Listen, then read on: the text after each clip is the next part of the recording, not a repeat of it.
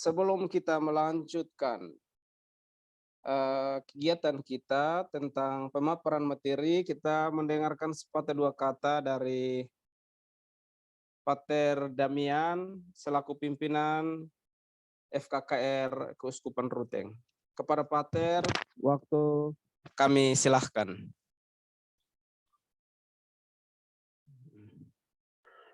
Baik, sekali lagi selamat sore untuk kita semua. Selamat sore, Pater. Selamat sore, Pak Romo. Oke, baik.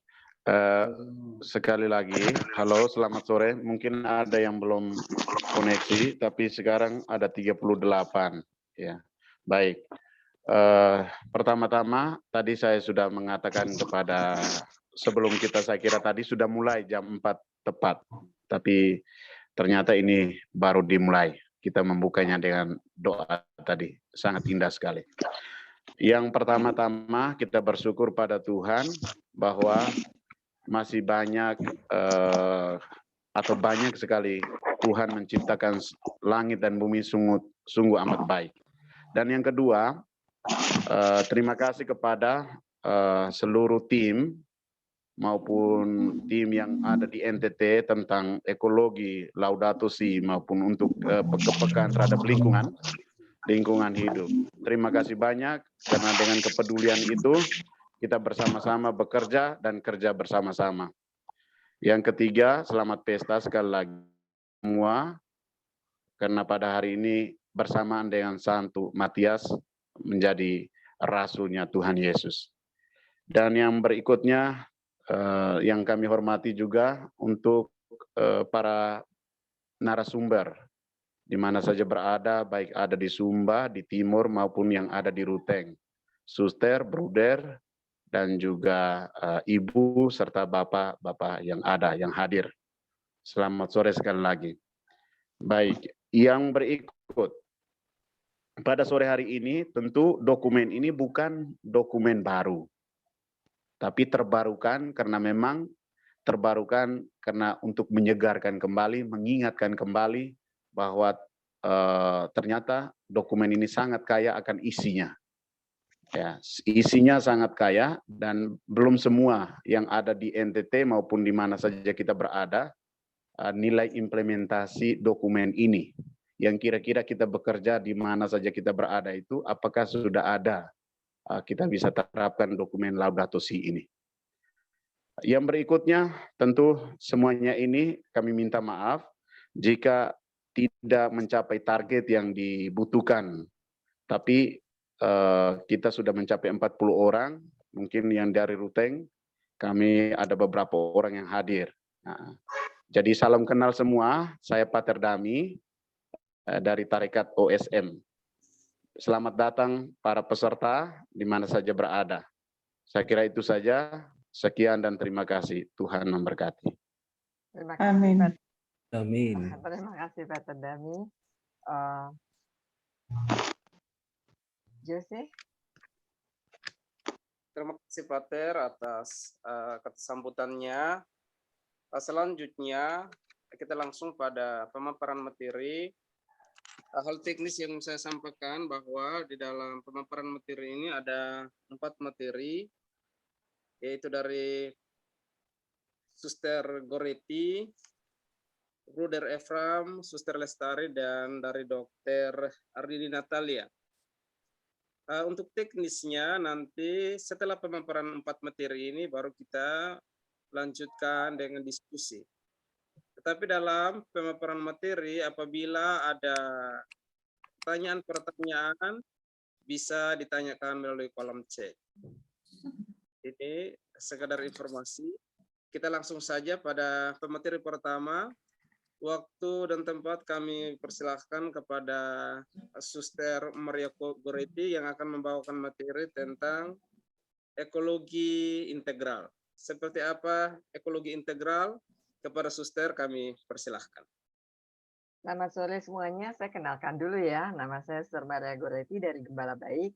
Saya memang baru 1 bulan lebih tinggal di Ruteng, tapi memang tugas utama saya pasti ngomong tentang integral ekologi. Jadi Laudato Si menjadi satu catatan yang boleh kita pelajari terus Mungkin pada saat ini kita hanya ngomong bagian dari integral ekologi, next time mungkin kita bisa bicara banyak hal lagi, ya. Nah, sekarang saya akan mulai sesuatu. Ini ada video, saya mau share dulu ya.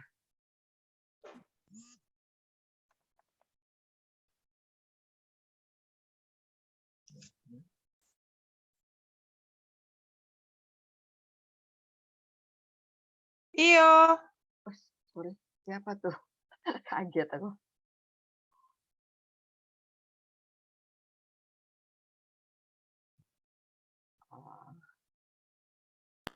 Membuang sampah organik udah nggak lagi.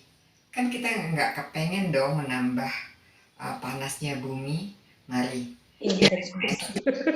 Sebetulnya mengurangi setelah kain bekas ini bahannya loh. Jadi aku akan buat untuk lapisan tas. Ini tasnya juga aku buat tuh dari sisa-sisa kecil kain-kain. Supaya bisa dibuat cakep gitu. Aku udah siapin tadi. Oke. Tas recycle-nya udah jadi. Ya kan dari potongan-potongan udah bisa untuk belanja, kol dan lain sebagainya. Dan lihat, satu hal lagi, kami menggunakan setiap lahan untuk tanaman-tanaman, untuk sayuran kami, sehingga boleh dong dari kebun ke meja makan. Promosi barang apa ini?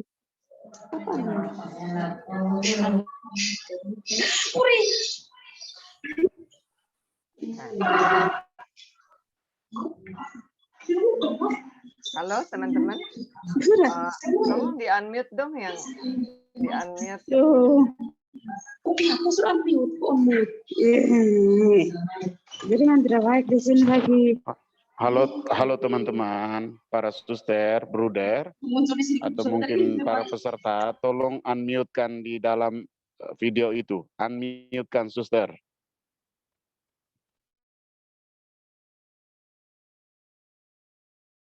Oke, sebentar ya.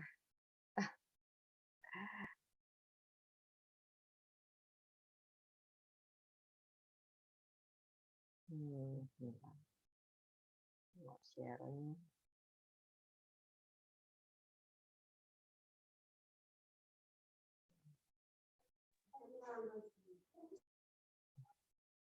Oke, teman-teman, kita akan mulai dengan ini saya besarin aja.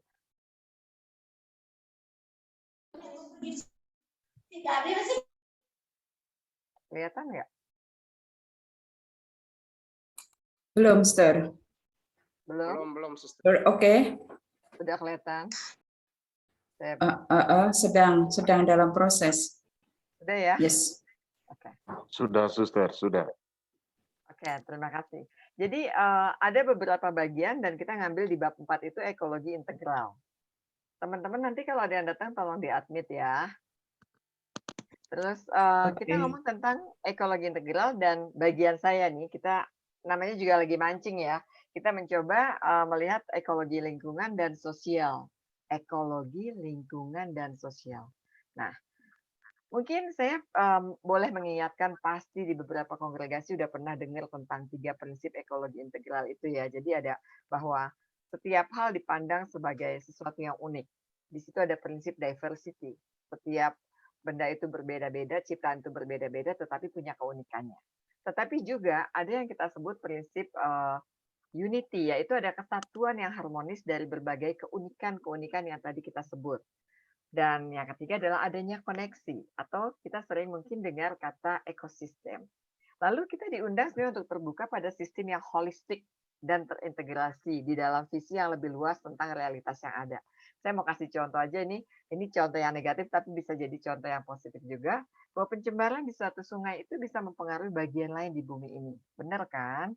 Jadi kalau kayak kita di hulu, di ilir gitu ya. Jadi kalau ada sesuatu yang rusak di sana atau tercemar di sana itu akan membuat yang lain juga terkena dampaknya. Tapi bahwa pertanyaan kita mungkin dari satu situasi itu saja kita bisa mengundang beberapa pertanyaan seperti ini mode pembangunan yang sebenarnya diusahakan di sebelah sana itu sebenarnya apa ya?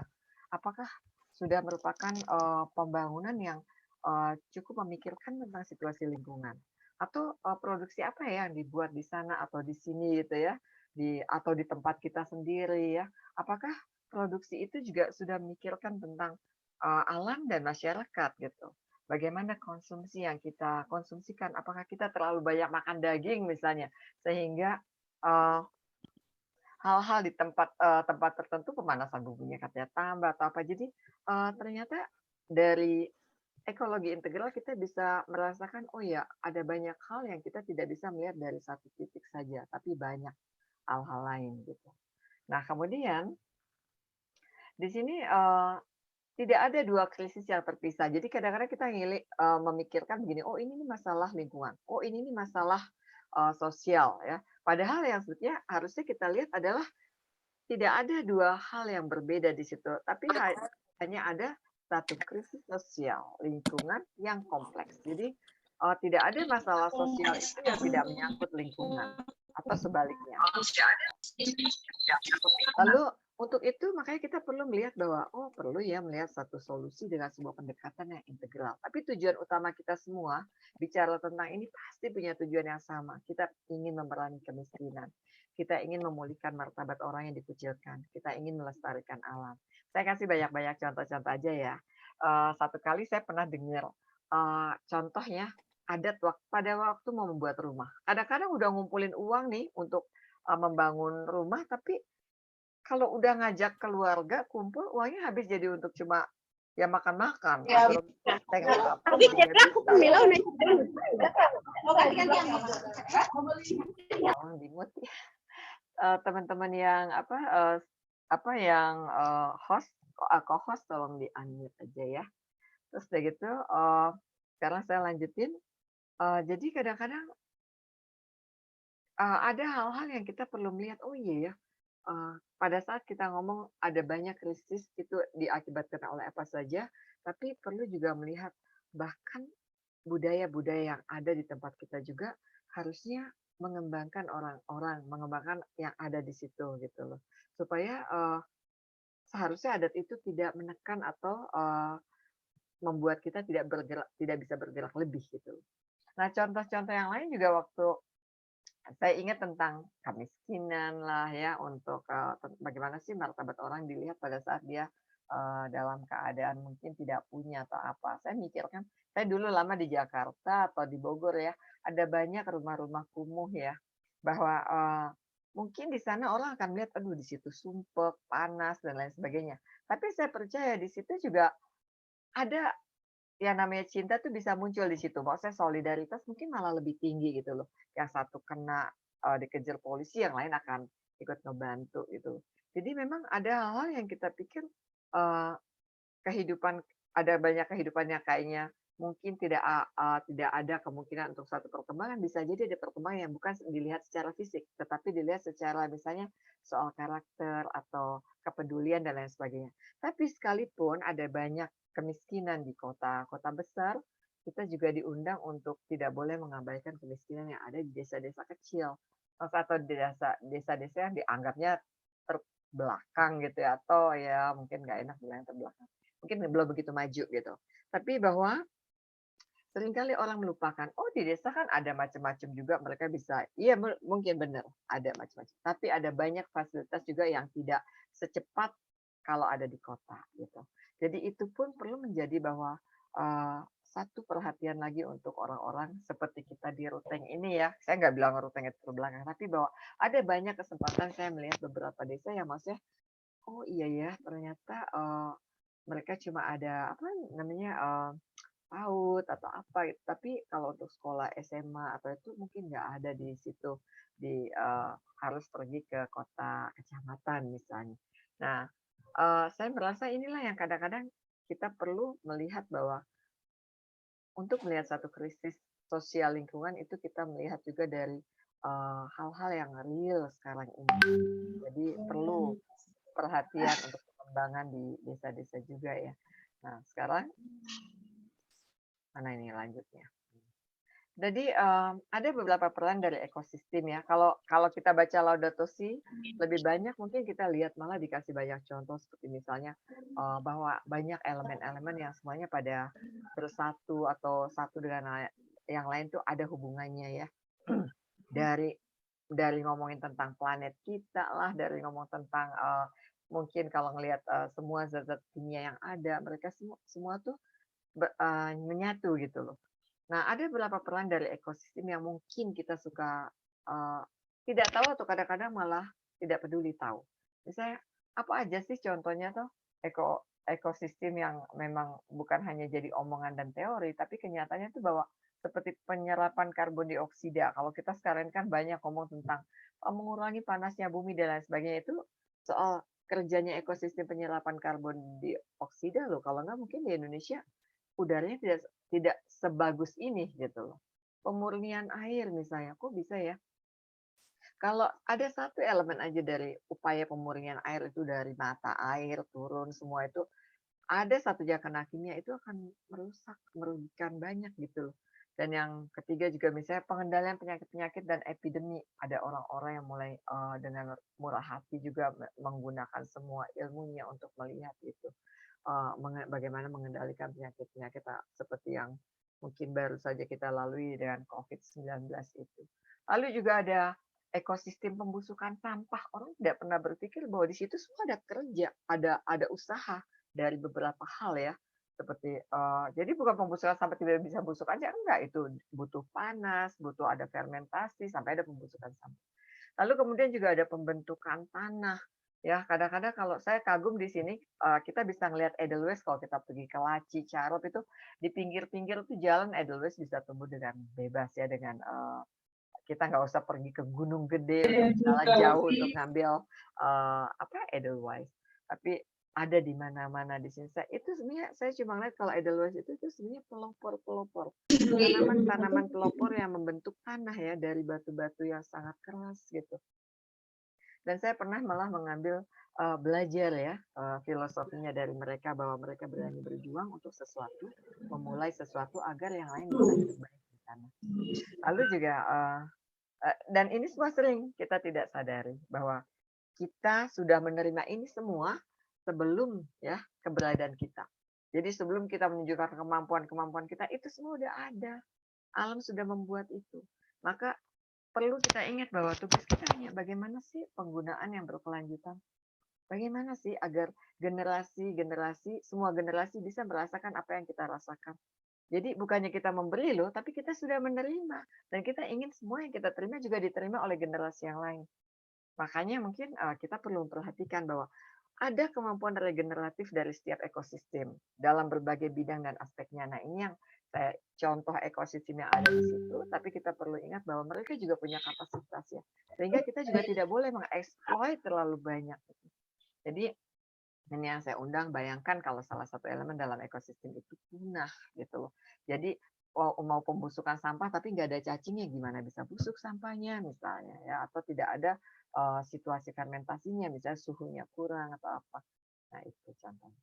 Lalu kemudian karena kita ngomong tadi ekologi sosial lingkungan, ternyata juga masuk ekologi ekonomi di sini. Lalu ekologi ekonomi itu tidak sama ya dengan pembangunan ekonomi. Karena kenapa? Kalau kita sekarang berpikir tentang pembangunan ekonomi, pasti mikirnya soal, aduh bagaimana bisa menciptakan atau membuat semuanya serba lebih cepat, otomatis ya, semuanya serba lebih efisien, efektif, dan mengurangi biaya gitu. Jadi semuanya dibuat kayak generatif kan, kayak semuanya tuh kayak umum gitu, common. Nah, hal-hal ini oke mungkin bisa aja baik di ekonomi. Tapi kalau kita ngomong ekologi ekonomi, berarti kita harus mempertimbangkan satu hal. Yang tadi di atas kita ngomong tentang uniqueness ya, keunikan, maka di sini kita mengatakan tentang mempertimbangkan realitas yang lebih luas, yaitu menyangkut perlindungan lingkungan. Dan ini harus terintegrasi dari proses pengembangan yang tidak terpisahkan. Karena masalah lingkungan itu menyangkut konteks manusia, menyangkut konteks keluarga, konteks pekerjaan, perkotaan, dan hubungan setiap orang. Baik yang dengan dirinya sendiri, dengan sesamanya, maupun dengan lingkungannya. Nah, saya cuma pengen kasih kayak gambaran, iya ya, kalau kita hanya memikirkan tentang bagaimana ya pembangunan yang dibuat di masyarakat kita. Contohnya deh, kalau kita mau produksi apa gitu ya, atau melihat, saya ngambil contoh di sini tentang kesenjangan dalam masyarakat. Kadang-kadang kita perlu juga mempelajarinya.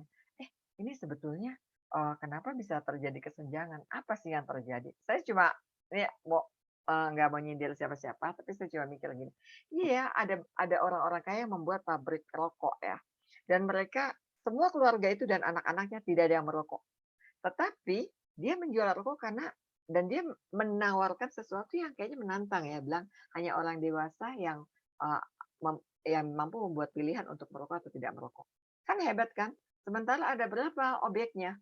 Hampir seluruh atau di Indonesia, di NTT deh ada seberapa banyak orang yang merokok ya, tanpa menyadari, sehingga kesenjangan ternyata, oh ternyata pengetahuan mungkin kurang misalnya. Oh secara ekonomi mungkin dia daripada beli makanan yang apa namanya, kalau pagi-pagi mau sarapan, daripada repot beli macam-macam, mendingan udah ngerokok aja saya udah puas lah gitu ya. Eee, perilaku juga bagaimana ya perilaku orang atau masyarakat di situ, cara kerjanya, cara berpikirnya, cara bagaimana, eee, mengat memahami realitasnya atau bagaimana koneksinya juga dengan alam. Nah, ini semua hal-hal yang perlu dipertanyakan pada saat kita bicara tentang ekologi ekonomi. Lalu memang diperlukan humanisme, yaitu ya diharapkan orang-orang bisa menyatukan antara pengetahuan, antara ekonomi dan juga visi ke depannya. Nah, yang terakhir ini ya terakhir kalau nggak salah ini ekologi sosial. Ini merupakan lembaga yang secara bertahap meluas ke berbagai dimensi masyarakat dari kelompok sosial dasar yaitu keluarga. Jadi saya cuma kasih gambaran begini.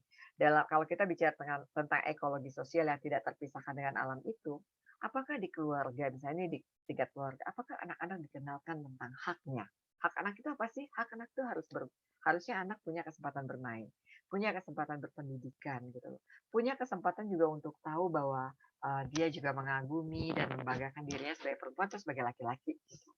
Lalu juga bahwa apapun mereka bentuk bukan gendernya, seksnya, tetapi bahwa dalam gender mereka tidak terpisahkan tanggung jawabnya, gitu ya. Lalu yang di tingkat komunitas lokal, misalnya apakah kita terbuka pada permasalahan ketidaksetaraan gender? Saya ngomong soal itu, karena kadang-kadang sampai sekarang kalau saya dengerin, oh ada ya laporan dari banyak KDRT di 1 tahun ini sampai sekitar 8.000 orang yang mengalami mengalami kekerasan. Kalau dipikir kenapa ya? Oh mereka rupanya tidak pernah diberi kesempatan untuk mengalami dan tahu bahwa apapun saya laki atau perempuan saya boleh melakukan pekerjaan-pekerjaan yang mungkin di mata masyarakat itu berbeda. Misalnya ya.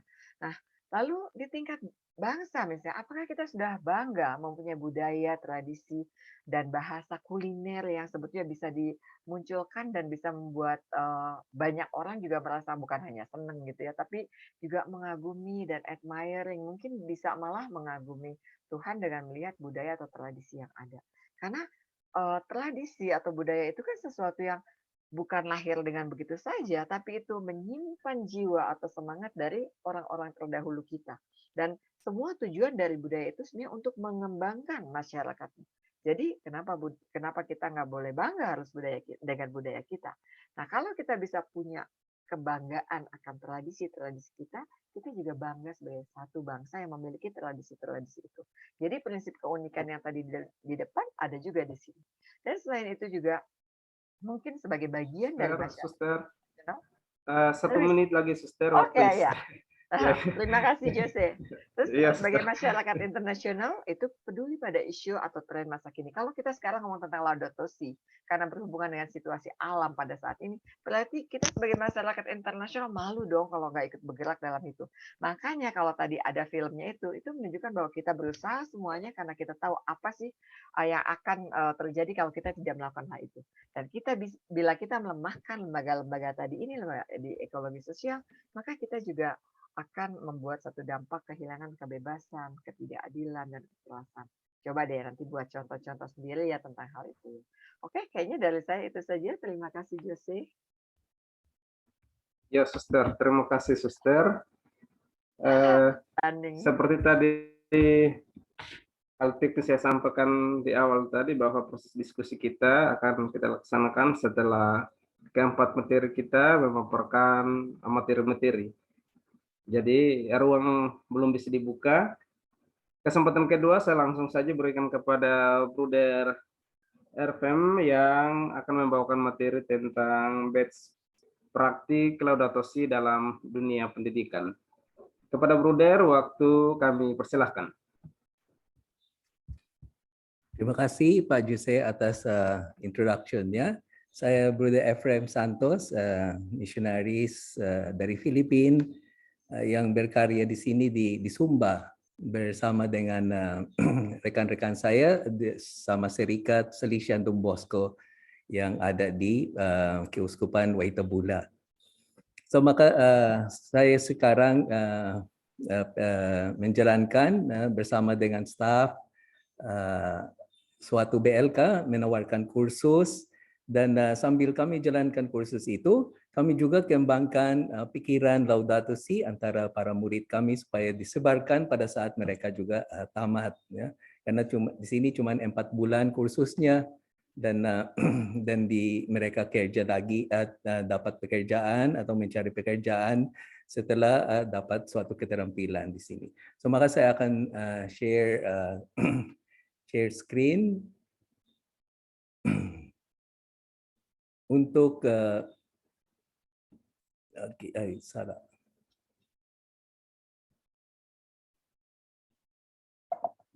So sorry. So ini adalah suatu kesimpulan atau semacam rangkuman dari kegiatan-kegiatan ekologis yang dilakukan oleh BLK Don Bosco dan dipersembahkan untuk memperingati Minggu Pekan Laudato Si yang kita akan mulai rayakan minggu depan. So ini adalah best practice, praktek-praktek yang mungkin bisa dipakai juga, diterapkan juga di sekolah, tempat pendidikan, tempat pelatihan atau komunitas atau manapun ya.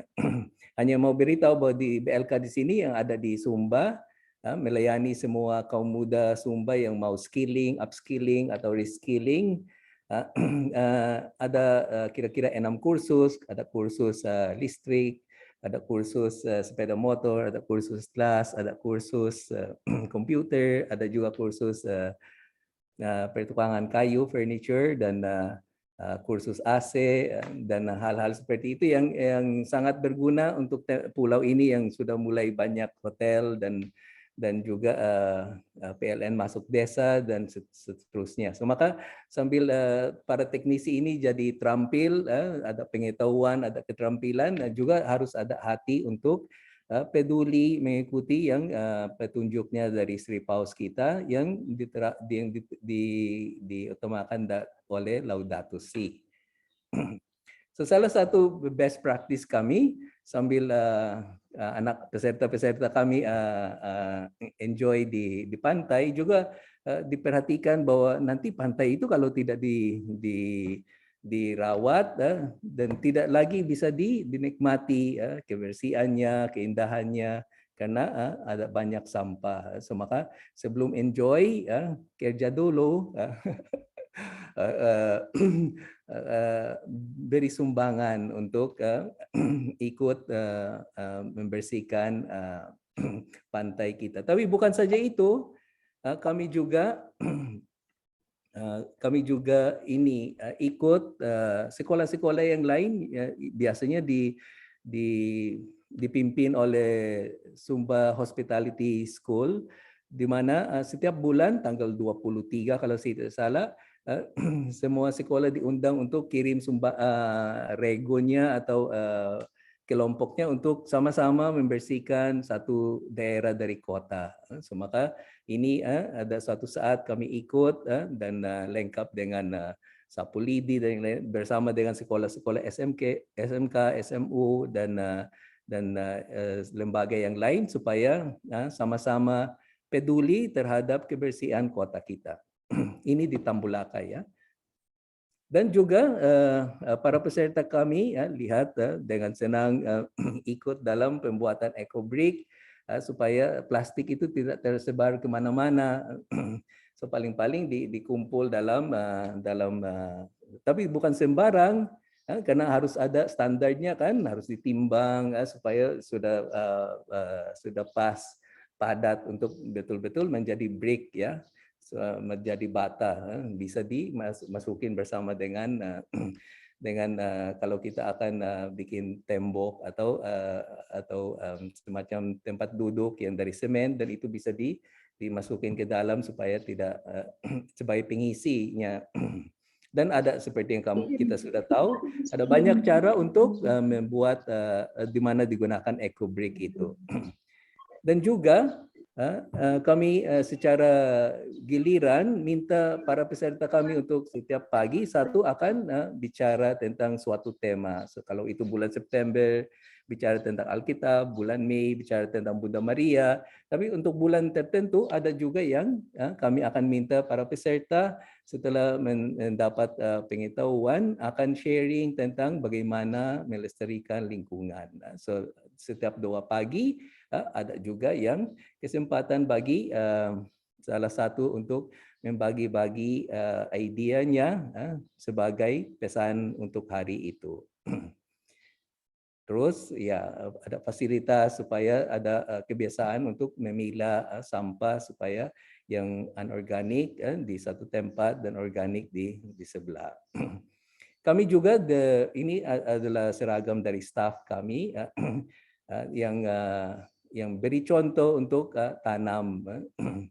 Karena ini adalah, kami kan ada jurusan kayu ya, dan kurang baik kalau kami cuma memicu pemotongan, penambangan pohon, karena kami butuhnya untuk bikin mebel, bikin kusen atau apa. Harus ada juga upaya dari kami, bukan saja sebagai pengguna, tapi ikut dalam proses regenerasi ya. Untuk dikembangkan lagi. So, maka ada instruktur kami yang sedang tanam. Selain daripada itu, kami baru perhatikan bahwa bambu itu yang paling bagus sebagai pengganti dan penambah penghijauan atau dipulihkan hutan kita, karena yang bambu itu dalam 5 tahun sudah jadi besar dibanding dengan pohon yang lain seperti mahoni atau jati yang perlu 20 tahun sebelum sudah cukup untuk dipotong supaya diolah. Tapi kalau bambu cepat bisa dikembangkan dan juga bisa menjadi makanan dan banyak hal yang jadi gunanya bagian-bagian lain dari pohon bambu. Selain daripada itu, salah satu praktek kami untuk mengurangi penggunaan plastik adalah ada kebiasaan bawa botol sendiri supaya tidak terpaksa beli yang aqua glass atau yang plastik itu yang sekali pakai. Selain daripada ini, salah satu kursus kami justru menggerakkan kaum muda supaya ambil alih dalam green jobs, pekerjaan yang hijau, yang ikut dalam penggunaan energi terbarukan, mengurangi penggunaan energi yang bersifat fosil, ya, seperti bensin, solar, dan yang lain-lain. So, maka listrik daripada dijalankan oleh mesin solar atau mesin bensin, pakai saja yang sel surya. Tapi harus belajar bagaimana itu dipasang, bagaimana dipelihara. Sama juga di bagian kiri sini, jurusan sepeda motor kami sudah mulai juga menggunakan ini yang listrik yang pakai bateri, ya, aki, ya, untuk tidak perlu lagi pakai bensin. Justru kami bukan menggunakan produk dari Cina, tapi ini gesit, buatan Indonesia, sepeda motor buatan Indonesia. Maka itu sangat membantu juga negara kita, karena kita tidak menggunakan atau beli mesin-mesin yang import dari negara yang lain, tapi buatan di sini. Selain daripada itu, kami pernah karena mau pengen belajar bagaimana itu bikin enzim, ekoenzim, sambil kami itu dibimbing dari orang jauh supaya lewat Zoom dipantau bagaimana kami melakukannya, karena ada satu kelompok yang relawan mengenai hal ekoenzim, ya, dan kami dibimbing bagaimana melakukannya secara jarak jauh, dan sangat sukses. Kami sudah menggunakan yang cairannya untuk hal-hal yang sesuai dengan penggunaan ekoenzim. Nah, kami juga di dalam jurusan kayu, karena selalu pada saat bikin perabot atau apa saja, selalu ada sisanya, sampahnya.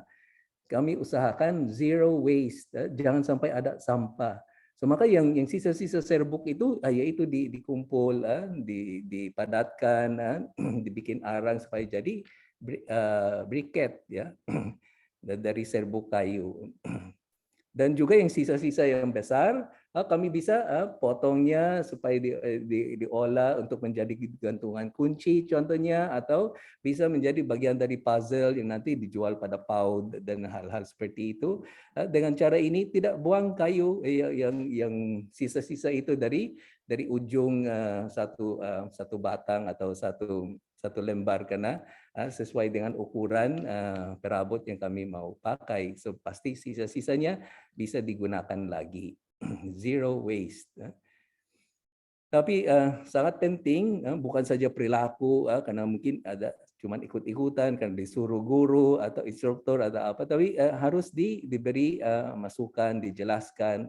So maka nonton video, contohnya ini ada suatu pendahuluan sebelum mereka lakukan pembuatan ini yang EcoBrick, nonton dulu pesan-pesan dari Sri Paus atau cara untuk membuat EcoBrick yang benar supaya apa saja yang dihasilkan sesuatu yang baik dan tidak mubazir.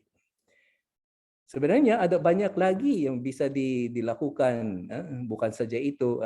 Dan tadi kita sudah dengar dari Sister Maria Goretti, dan juga nanti dari Sister Lestari, dan juga dari Dr. Rini, perilaku-perilaku lagi yang lain, best practice lagi yang lain yang kita bisa lakukan sebagai penerapan dari Laudato Si. So, contohnya bisa juga diskusi kelompok, tanam sayuran di sekolah, bikin proyek daur ulang seperti Suster Goretti tadi bilang, yang sisa-sisa kain jadi tas atau apa, ya, bikin proyek daur ulang, atau menerapkan yang 3R itu, reduce, reuse, atau recycle. Tapi yang bagus juga adalah kegiatan-kegiatan rohani, seperti ikut doa Rosario Laudato Si, atau perayaan Ekaristi tematik yang mengikuti yang tema-temanya dari Laudato Si. Pasti ada lagi yang lain-lain yang mungkin nanti kami mau dengar juga dari para peserta sini, apalagi yang kami dan kita semua bisa sama-sama mempraktekkan Laudato Si ini. Saya kira itu saja. Terima kasih dan selamat sore. Terima kasih, Brother Ephraim. Jose?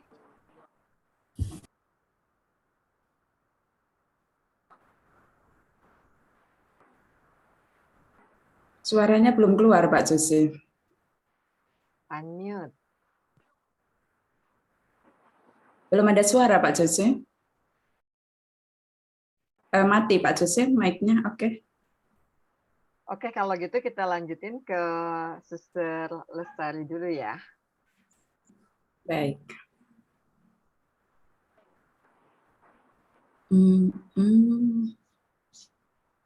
Saya cari.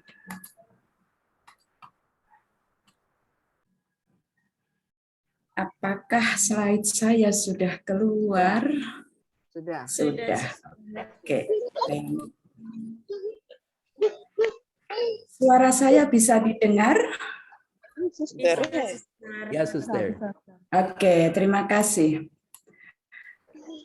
Romo, Suster, Bapak Ibu, teman-teman sekalian, kalau tadi Bruder menyampaikan sharingnya dari bengkelnya, saya juga ingin sharing dari bengkel saya. Bengkel saya di dapur, ya. Bengkel saya dari dapur kembali ke dapur, mengenai apa yang kami lakukan dalam komunitas kecil kami melalui langkah-langkah kecil dalam hidup sehari-hari kami. kami yang saya maksud adalah saya di Biara Ursulin di Atambua bersama dengan kami dalam satu komunitas 5 suster, tetapi juga ada komunitas lain yaitu komunitas sekolah di kampus Santa Angela Atambua. Dari lingkungan kecil ini saya ingin sharingkan langkah kecil apa yang sederhana apa sehari-hari yang kami lakukan berhubungan dengan tindakan-tindakan ekologis. Artikel yang saya gunakan untuk kita coba pakai sebagai inspirasi adalah di artikel 147 dan 148, mewujudkan perbaikan secara keseluruhan dalam kualitas hidup manusia. Secara keseluruhan saya beri catatan karena tentu untuk mencapai keseluruhan itu tidak mudah, maka bagi saya meskipun tidak menyeluruh lebih baik bertindak sekecil apapun. Dan yang kedua adalah mampu melampaui keterbatasan lingkungan. Artinya tidak perlu dengan sesuatu yang spektakuler, tetapi mungkin yang sederhana tetapi dimulai. Mengubah efek negatif menjadi positif, seperti yang disampaikan oleh Bruder yang itu mengenai zero waste. Bapak, Ibu, teman-teman sekalian, ada 2 hal yang ingin saya gunakan sebagai kata kunci dalam sharing saya sore hari ini. Yang pertama adalah berubah. Berubah dalam arti saya nanti akan sampaikan berubah dalam hal apa. Kemudian yang kedua adalah circle. Mari kita lihat satu persatu. Berubah yang saya maksud adalah kita memiliki perubahan mindset, perubahan cara pikir. Ketika cara pikir kita, cara pikir saya berubah, maka sikap saya akan berubah, perilaku saya berubah, tindakan saya berubah, bahkan cara-cara saya menemukan solusi juga berubah, dan tentu hasilnya berubah. Dan pada waktunya performance wajah itu juga berubah.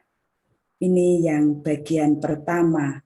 Maka kalau nanti pada akhirnya perubahan mindset itu sudah menjadi mindset yang berbasis ekologi, nanti kita akan lihat apa yang terjadi keindahannya. Saya mau memberi contoh soal perubahan cara pikir yang berubah.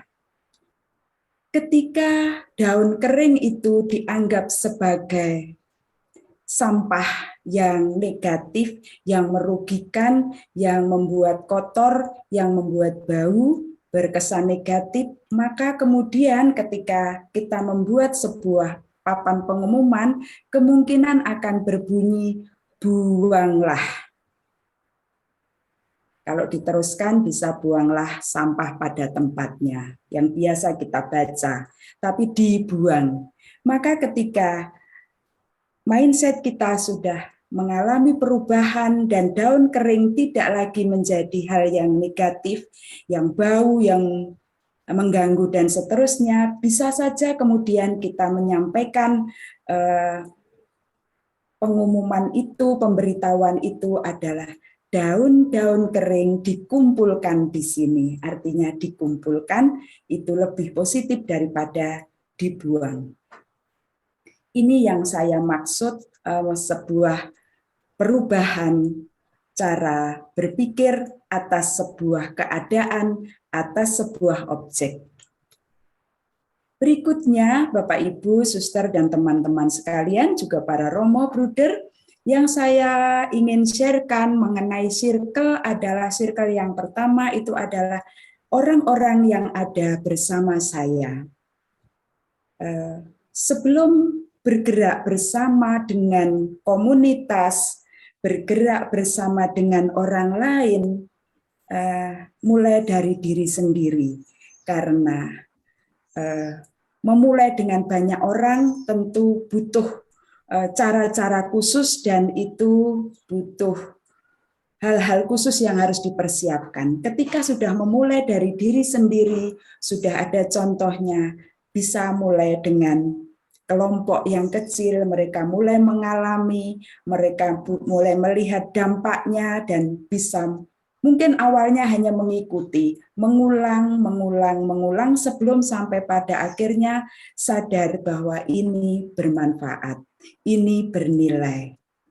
Itu yang saya maksud circle, komunitas. Saya punya lingkaran.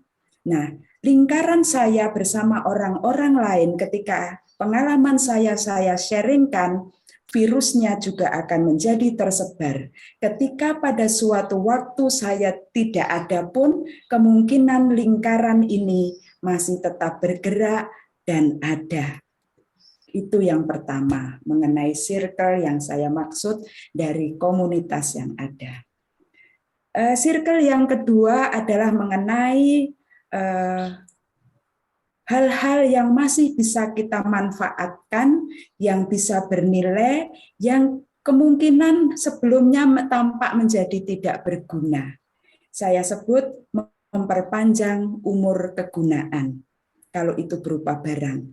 Kalau ini berupa benda-benda yang bisa kita langsung manfaatkan, seperti kulit telur yang saya maksud, bukan memperpanjang umur kegunaan, tetapi ada kegunaan lebih yang bisa dilakukan. Sehingga keberlangsungan dari bumi ini menjadi lebih nyata dan tampak. Itu dua hal yang ingin saya sampaikan, berubah secara mindset sehingga menimbulkan beberapa hal tadi, kemudian membangun sebuah lingkaran orang-orang yang ada di dekat kita yang paling kecil. Yang paling dekat mungkin mulai dari yang paling kecil. Circle di dalam hidup sehari-hari kami yang tadi saya sebut, lingkaran di sekitar dapur yang ada di komunitas kami seperti ini. Saya memberikan salah satu contoh. Di dapur ini dua bak yang saya sediakan, dua tempat yang saya sediakan, dan ini saya beri catatan. Air cucian beras untuk EM4 dan ragi kompos. Misalnya saya sudah beri ini. Awalnya mungkin hanya meletakkan saja di situ, tetapi untuk apa mereka belum tahu, tetapi bahwa itu dimulai. Kemudian juga di bak yang satunya, kulit buah dan potongan sayur segar untuk babi. Misalnya ini contoh yang real ada di tempat kami.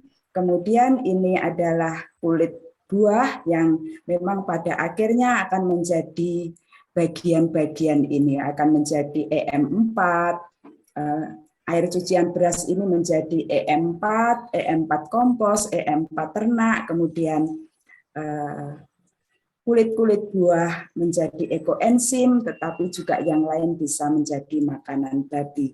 Ini contoh-contoh apa yang kami lakukan dengan langkah-langkah kecil. EM4 ternak bisa menghilangkan bau untuk di kandang babi, ekoenzim juga bisa untuk salah satunya mengusir lalat babi. Ini waktunya 1 menit ya, Suster. Iya, ini yang terakhir. Ini kurang lebih produk-produk yang tadi saya sampaikan. Dari meja makan kembali ke meja makan. Kemudian ini, kalau dulunya kami membersihkan meja dengan deterjen, mungkin sekarang sudah berubah dengan ekoenzim. Ini beberapa perubahan-perubahan yang ada sehingga semuanya menjadi lebih bermanfaat. Nah, komunitas saya, komunitas kecil terdekat, kita bersama-sama untuk hadir dan terlibat dengan langkah-langkah kecil. Kesimpulannya, ketika mindset berubah, attitude berubah, behavior berubah, action solution berubah, resultnya berubah, dan performance-nya berubah. Terima kasih Pak Jose, selamat sore. Terima kasih. Sore atas paparan materinya. Selanjutnya kita ke materi yang terakhir, Dr. Natalia. Halo dokter, dokter sudah ada Kak? Sudah Kak Jose, selamat sore. Sore dokter. Selanjutnya kami persilahkan kepada dokter untuk menyampaikan materi yang telah disiapkan. Waktu dan tempat disilahkan dokter. Oke, terima kasih Kak Jose.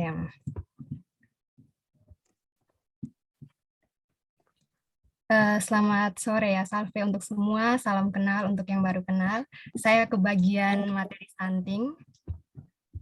Ini yang mau saya bagikan ini saya yakin bahwa kita semua sudah pernah dengar, mungkin kita juga sudah pernah ambil bagian dalam pencegahan atau penanggulangannya. Jadi ini sifatnya sekedar mengingatkan, syukur-syukur bisa memotivasi.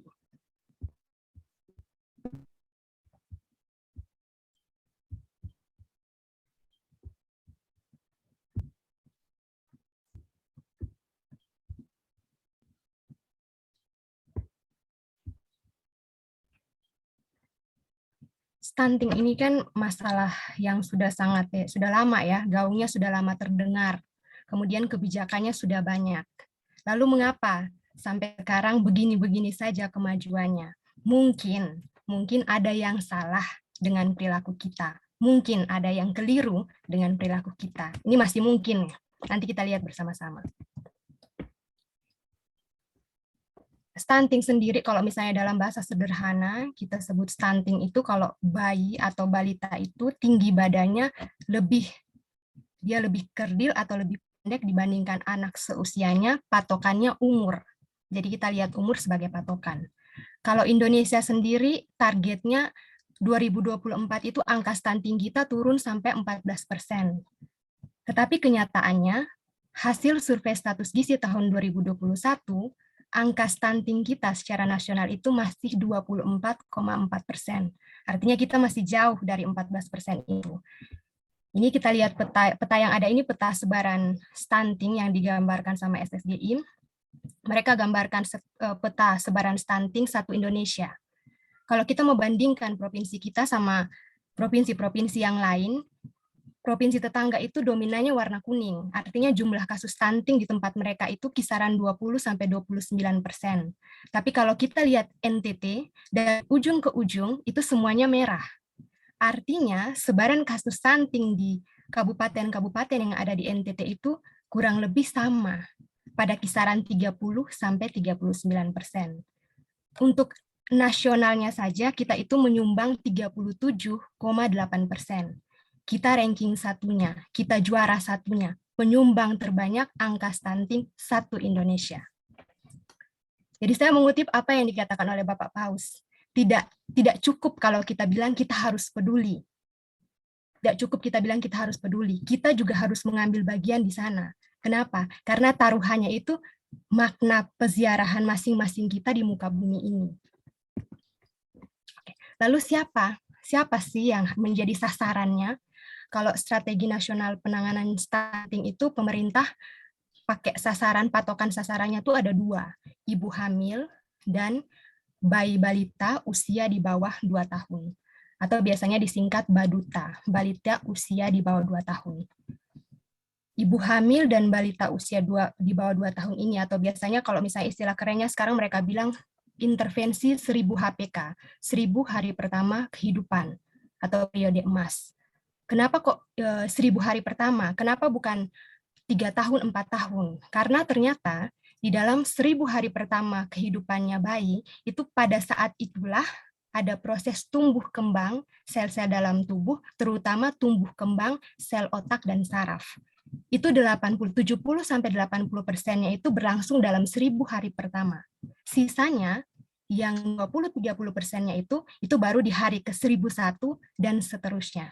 Kalau kita mau mengibaratkan tubuh manusia itu rumah, maka kita bangun fondasinya, lantainya, dindingnya atau temboknya, dan atapnya itu dalam 1000 hari pertama.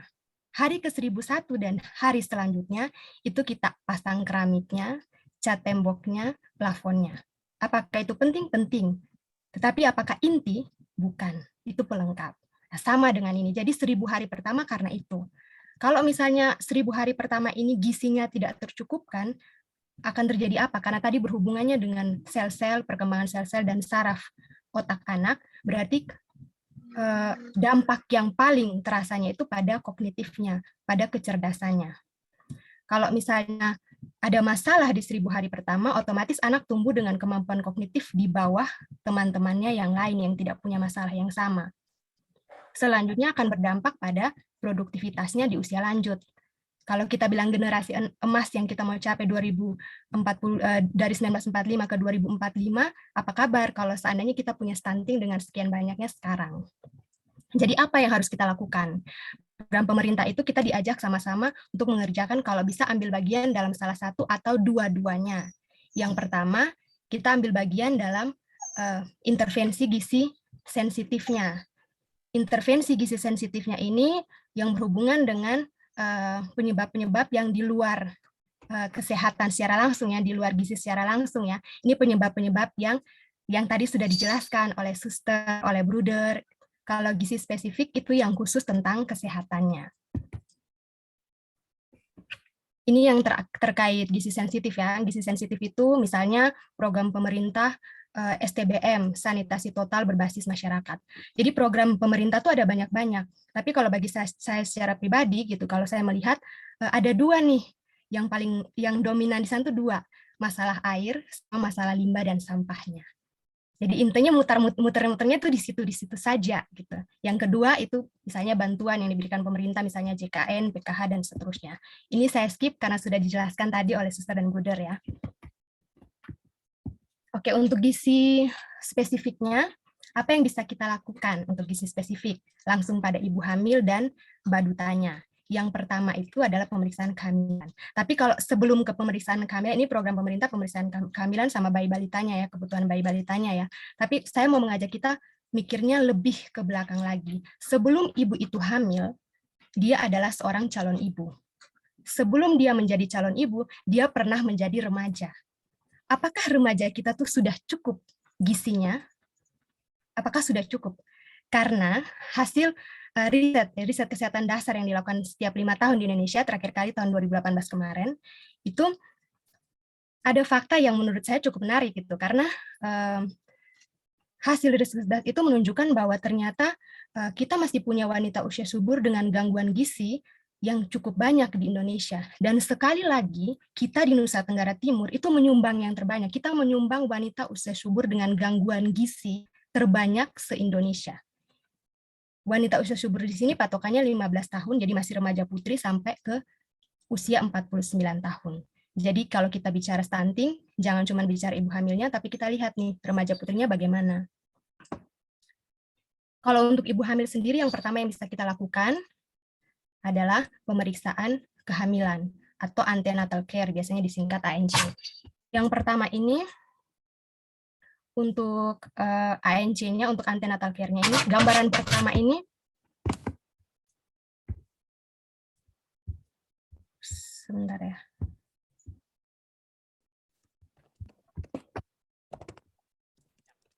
Ini pengukuran lila ya, untuk pengukuran lila. Pengukuran lila ini lingkar lengan atas. Ini salah satu cara bagi kita untuk mengetahui status gizi calon ibu itu baik atau tidak. Jadi status gizi bisa diukur dengan banyak cara. Salah satunya itu adalah dengan mengukur lilanya.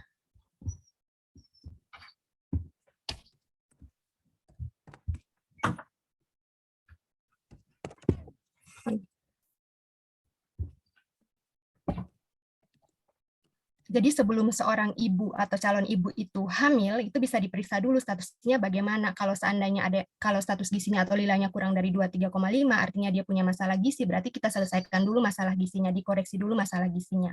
Yang lain-lainnya itu adalah pemeriksaan kesehatan atau pemeriksaan kehamilan yang rutin dilakukan. Sebaiknya seorang ibu hamil itu memeriksakan kehamilan 4 kali. 1 kali pada trimester pertama, 1 kali pada trimester kedua, dan 2 kali pada trimester yang ketiga. Kalau kita melakukan pemeriksaan hamil, banyak yang bisa didapat gitu. Bisa pemantauan status gizi ibu secara rutin. Kita juga bisa pantau tumbuh kembang anak. Karena pada saat pemeriksaan kehamilan itu diukur tuh tinggi fundusnya. Dari situ kita bisa memperkirakan kira-kira anak ini bakal lahir dengan berat badan yang pas, kurang, atau lebih. Itu bisa terpantau pada saat pemeriksaan kehamilan. Atau kita bisa juga tahu bagaimana mungkin ada penyakit-penyakit penyerta yang bisa menyebabkan atau berpotensi menyebabkan anak ini lahir dalam kondisi kurang gizi atau stunting. Yang paling penting atau mungkin yang bisa berpengaruh secara langsung ya pada stuntingnya adalah yang pertama itu adalah suplemen-suplemennya, terutama suplemen tablet tambah darah ya atau zat besi ya. Saya contohkan saja zat besi.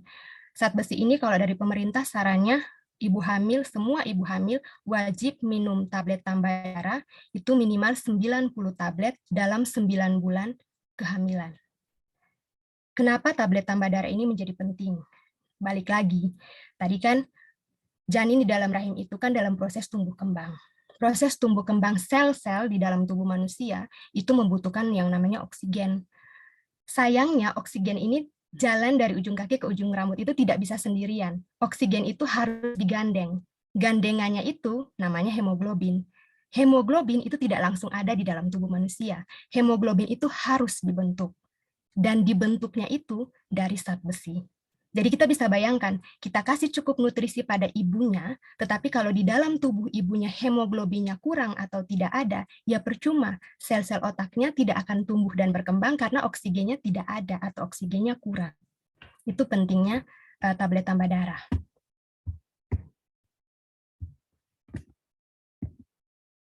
Selanjutnya kalau kehamilan sudah dipantau, apa yang bisa kita lakukan selanjutnya? Kita pastikan bahwa yang kedua, ibu melahirkan di fasilitas kesehatan ditolong oleh tenaga kesehatan. Jadi kalau sekarang tidak ada lagi istilahnya perawat atau bidan dipanggil ke rumah, tolong persalinan di rumah. Sekarang semua diwajibkan melahirkannya di fasilitas kesehatan. Karena sudah ada SOP yang jelas, peralatannya lebih steril, alur rujuknya kalau ada komplikasi juga lebih jelas. Catatan di sini untuk kita semua, kalau punya keluarga yang mau melahirkan, akan melahirkan calon ibu atau ibu hamil, pastikan bahwa setelah melahirkan, ada yang namanya IMD, inisiasi menyusui dini. Pentingnya IMD ini yang pertama, jadi IMD ini kalau begitu bayi lahir, hanya dibersihkan saja, dilap saja, kemudian diletakkan di dada ibunya. Jadi dibiarkan bayi ini menyusu ke ibunya. Itu langsung, segera setelah lahir. Tujuannya apa? Yang pertama untuk bonding, untuk membangun ikatan cinta kasih antara ibu dan bayi pertama kalinya, setelah bayi lahir.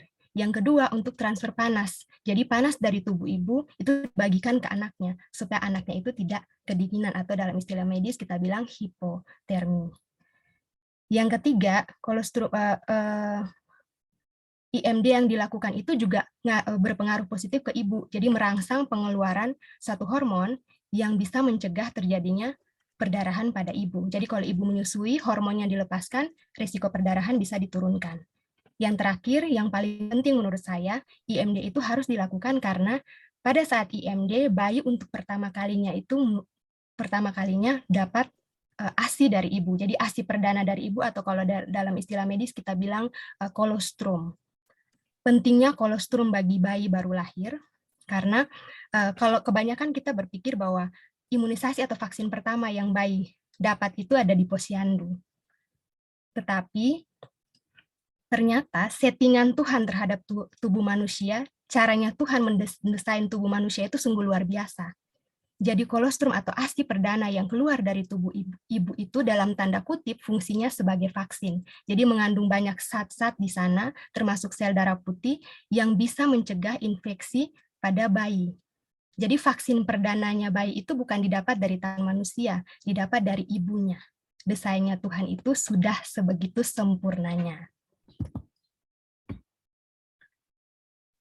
Selanjutnya, kalau misalnya sudah IMD, yang harus kita pastikan yang berikutnya adalah bayi itu mendapatkan perawatan bayi baru lahir. Kalau kita melahirkannya di rumah, ditolong keluarga, ditolong dukun, tidak akan dapat yang namanya perawatan bayi baru lahir ini. Perawatan bayi baru lahir ini didapatnya di fasilitas kesehatan. Salah satunya contohnya, bayi itu dapat vitamin K.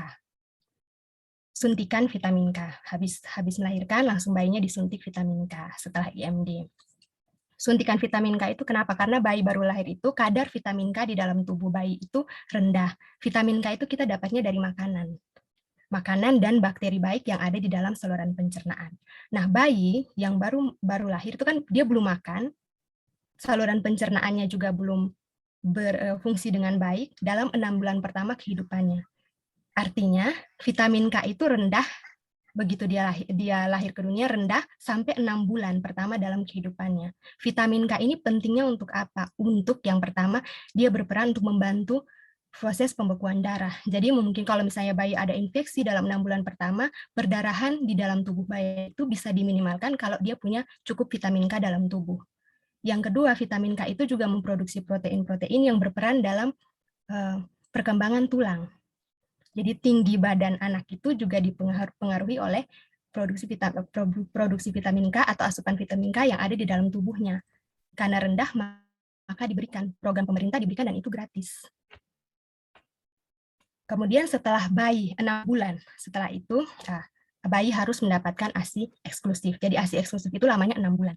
6 bulan ASI eksklusif saja, tanpa makanan tambahan apa-apa.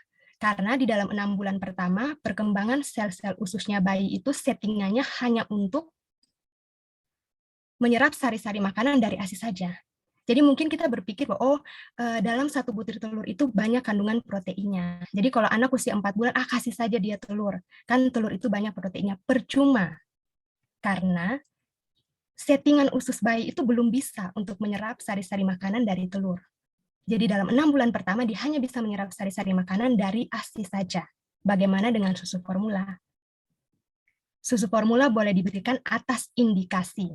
Kalau misalnya ada penyakit-penyakit tertentu atau kebutuhan-kebutuhan tertentu yang buat anak itu butuh tambahan dari susu formula.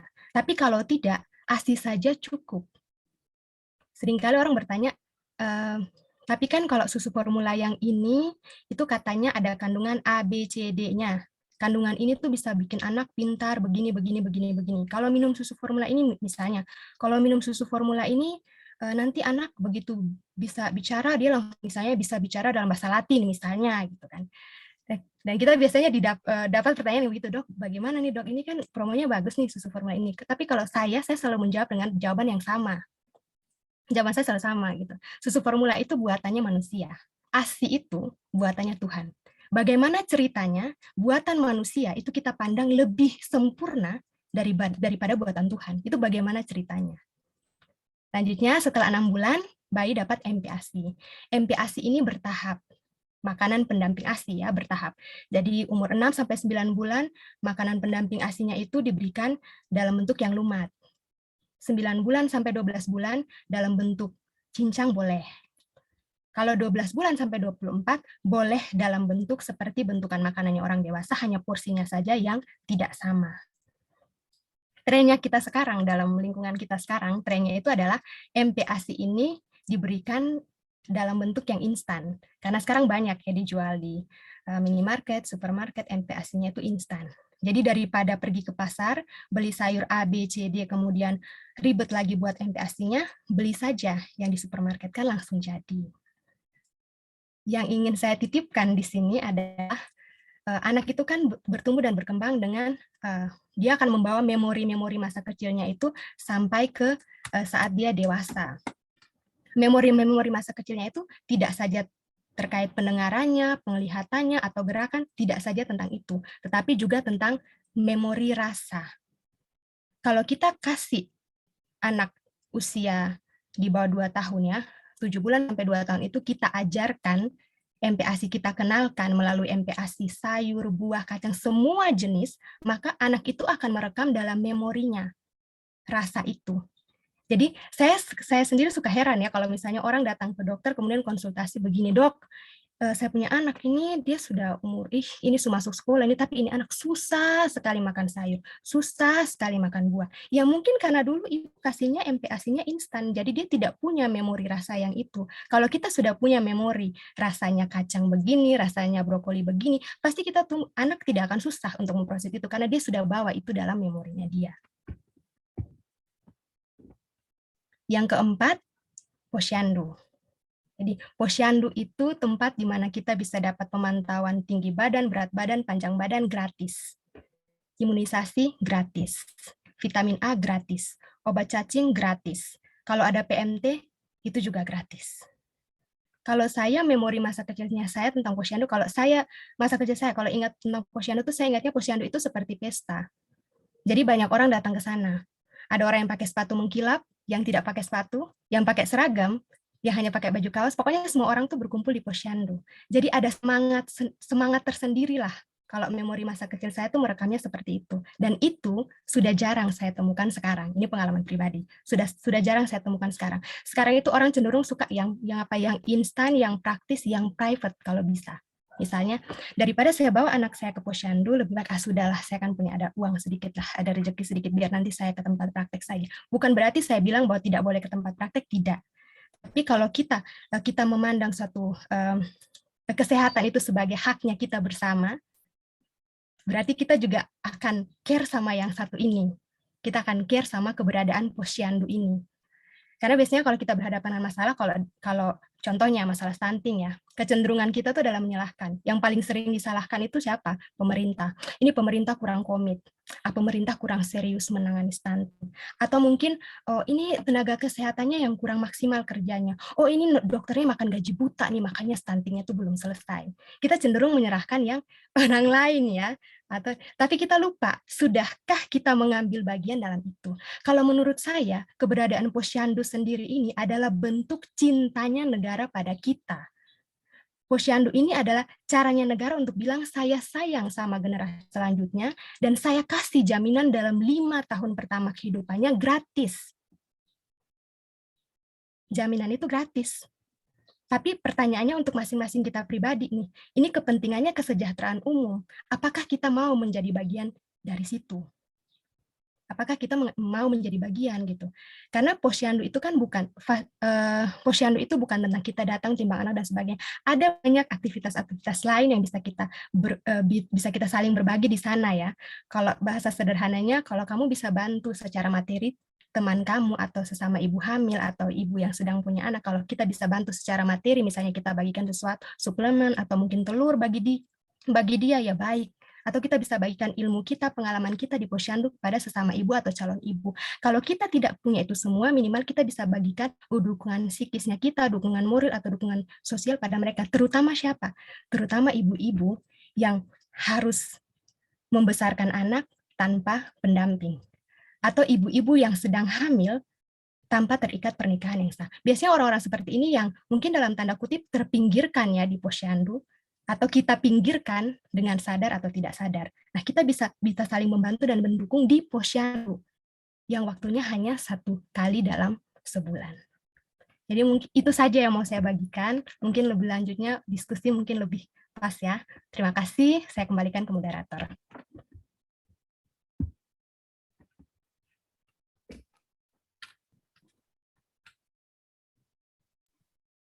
Halo Yose, nih Yose nggak ada nih, tiba-tiba menghilang. Ya, kita harus sadar ini di Flores. Teman-teman, makasih ya makasih untuk dokter ini. Lalu sekarang kita bisa masuk ke tanya jawab, tapi kita mau minta di tanya jawab dulu atau breakout room nih? Atau ambil foto dulu, Sister. Kenapa? Kita mau ambil foto sebentar. Oke, dibuka, tolong dibuka apa namanya kameranya ya.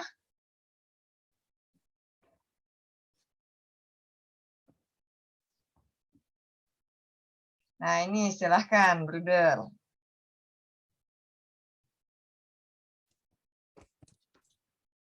Ada 2 halaman. Oke, sudah siap. Kita akan ambil foto 1, 2, 3 dan satu lagi yang halaman berikut. 1, 2, 3. Ya, terima kasih. Baik, terima kasih semuanya. Gimana, Jose? Sister Goretti? Yes? Karena Jose tidak ada, saya ada beberapa suster yang minta dikirim materi, sudah saya kirimkan linknya untuk para suster, romo dan peserta, menempatkan alamat emailnya di link di kolom chat yang ada tulisannya materi, suster ya. Oke. Ya, ada isi formulir kan, ada isi formulir, dari situ kami juga dapat emailnya ya. Yes. Baik. Tadi Jose udah ada deh. Apa menghilang lagi? Oke, sekarang kalau gitu mungkin ada yang sudah nulis ya, banyak pertanyaan atau apa, udah siap-siap, silakan. Suaranya Suster Goretti juga macet. Oh, suara aku. Halo, bisa dengar nggak? Ya. Harus pakai ini kali. Oke. Yuk kita mulai dengan siapa yang mau bertanya bisa kalau nggak kita langsung nanti masuk ke breakout room nih. Kalau ada pertanyaan yang belum tertuliskan di kolom chat, boleh langsung raise hand, nanti boleh langsung bicara gitu ya, Suster Goretti ya. Nah, silahkan Bapak, Ibu, Suster, teman-teman sekalian.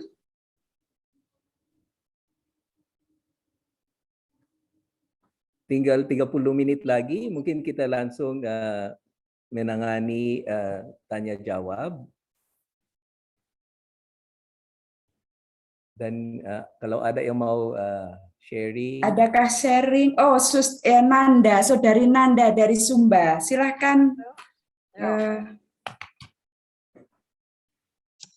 Sambil menunggu Jose di jalan. Silahkan, Nanda. Oke, terima kasih atas kesempatan yang diberikan kepada saya. Saya ingin bertanya tentang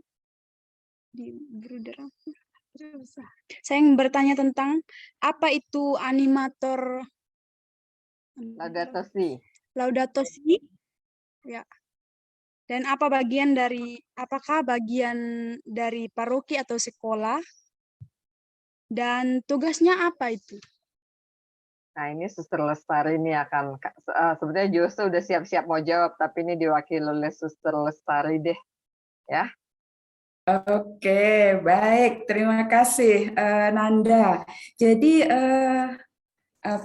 ensiklik kita yang ini untuk seluruh gereja di Indonesia, seluruh gereja semesta, ensiklik Laudato Si yang saat ini sudah berusia 7 tahun, yang memang perlu terus bergerak dan bergerak. Maka dalam salah satu programnya ada Laudato Si LSAP, Laudato Si Action and Plan. Itu untuk seluruh dunia. Kemudian di Indonesia sendiri ada dari LSAP itu ada LSI, Laudato Si Indonesia, yang di situ dibagi berbagai macam sektor.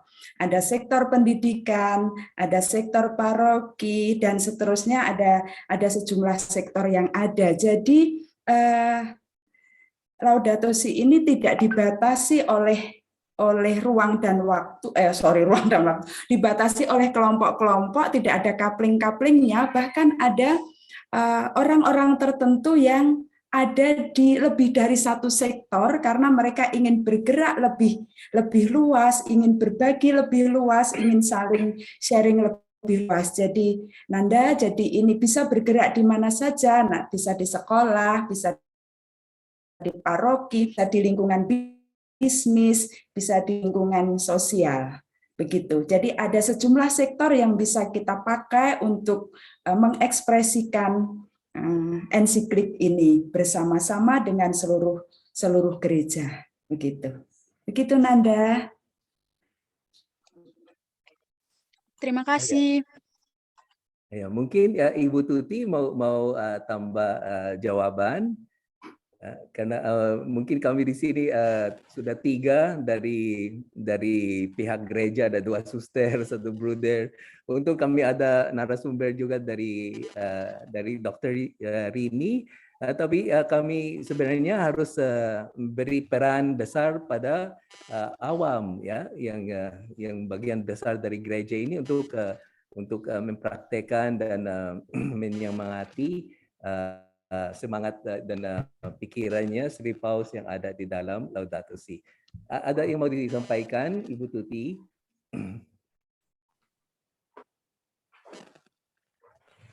Baik, Bruder, terima kasih. Untuk Nanda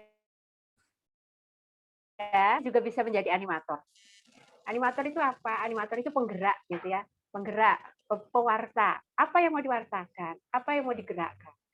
Nah, itu Bapak Paus sudah menulis begitu banyak dalam satu buku nanti Nanda bisa pinjam Bruder tuh untuk dibaca-baca. Semoga dipahami gitu ya. Nanda sebagai anak sekolah, anak murid, kan sudah Bruder ajarkan tuh ilmu-ilmu apa di sekolah dan juga ilmu-ilmu merawat bumi, ya kan, untuk lingkungan begitu. Nah, Anda kalau memang mau merawat bumi itu namanya sudah animator. Selamatkan lingkungan itu animator gitu. Bu Tuti ini ibu rumah tangga punya anak begitu, juga pelaku usaha gitu. Itu juga bisa merawat bumi dengan seperti yang Suster katakan tadi, banyak sektor, bisa di sektor keluarga, di sektor sekolah. Jadi apapun usaha untuk merawat bumi. Macam tadi tuh Suster sudah kasih contoh mengelola sampah menjadi ekoenzim, menjadi kompos. Bruder juga sudah mengajarkan bagaimana mengurangi jejak karbon. Nah, itu pelajaran-pelajaran yang bisa diaplikasikan dalam kehidupan sehari-hari. Nah, begitu. Nanti kalau suatu saat Nanda mau mencoba menjadi animator, bisa ikut pelatihan online training, begitu ya, macam Bruder, macam Suster. Nanti dapat sertifikat kalau memang lulus semua kriteria, begitu. Ya, semoga Nanda paham, bisa belajar dari Bruder dan Suster, ya. Begitu. Terima kasih, Bruder. Terima kasih, Terima kasih, Suster. Bu. Masih ada yang tanya nggak? Kalau nggak, pasti semuanya udah pada banyak buat macam-macam kan ya selama 7 tahun ini Laudato Si dari tahun 2015 ya. Mungkin kita bisa berbagi juga apa yang sudah dibuat atau apa yang akan dibuat gitu. Nanti kita buat di breakout room karena kita jumlahnya 40 orang. Nanti mungkin satu grupnya dibuat 5 orang, nanti ada beberapa pertanyaannya. Tapi sebelumnya saya masih tanya dulu, apakah masih ada yang bertanya? Masih boleh ada 2 kesempatan kalau mau, kalau nggak kita langsung ke breakout room. Bagaimana?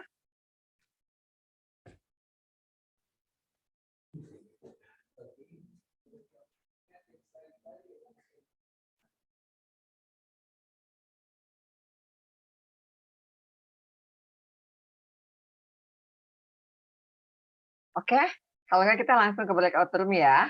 Kita bagi 8, semua boleh memilih ya, partisipannya boleh memilih mau yang ikut kelompok mana.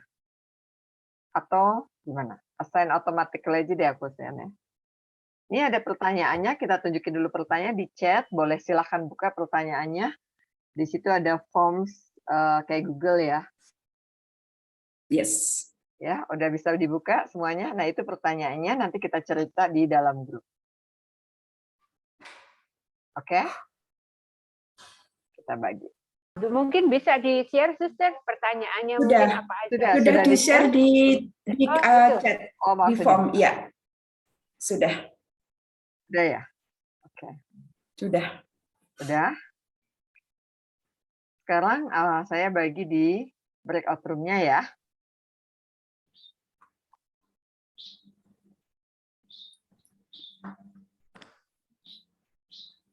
Oke, silakan join ya. Di situ ada nama-namanya, tinggal join aja. Dicek, ditandain di situ yang ikut yang mana. Lihat namanya yang mana, terus masuk join. Udah? Bisa nggak? Udah semua belum? Udah pilih belum? Oh, ini masih ada sebagian.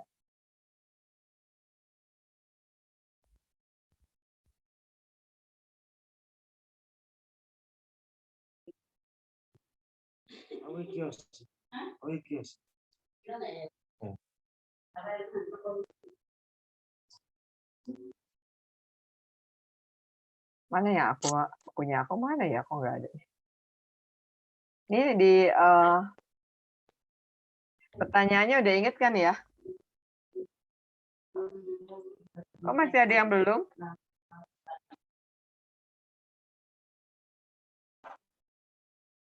Masih ada yang belum nih? Margareta. Margareta masuk di room 4.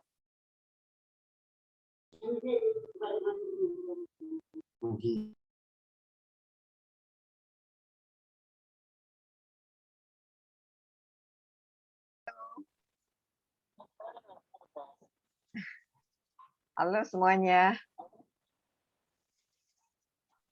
Halo Suster, selamat sore. Halo. Apa kabar nih? Baik. Amin. Kabar baik. Oke. Kabar baik, amin. Gimana nih? Udah tahu kan pertanyaannya tadi kan? Apa yang dibuat di komunitas tentang Laudato Si, terus apa rencana atau punya proyek apa nih di rumah?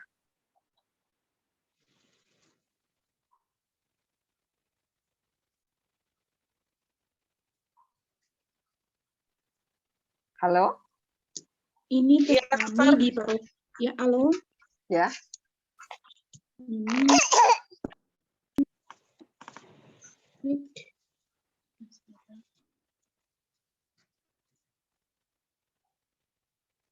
Sebentar deh, aku jadi bingung.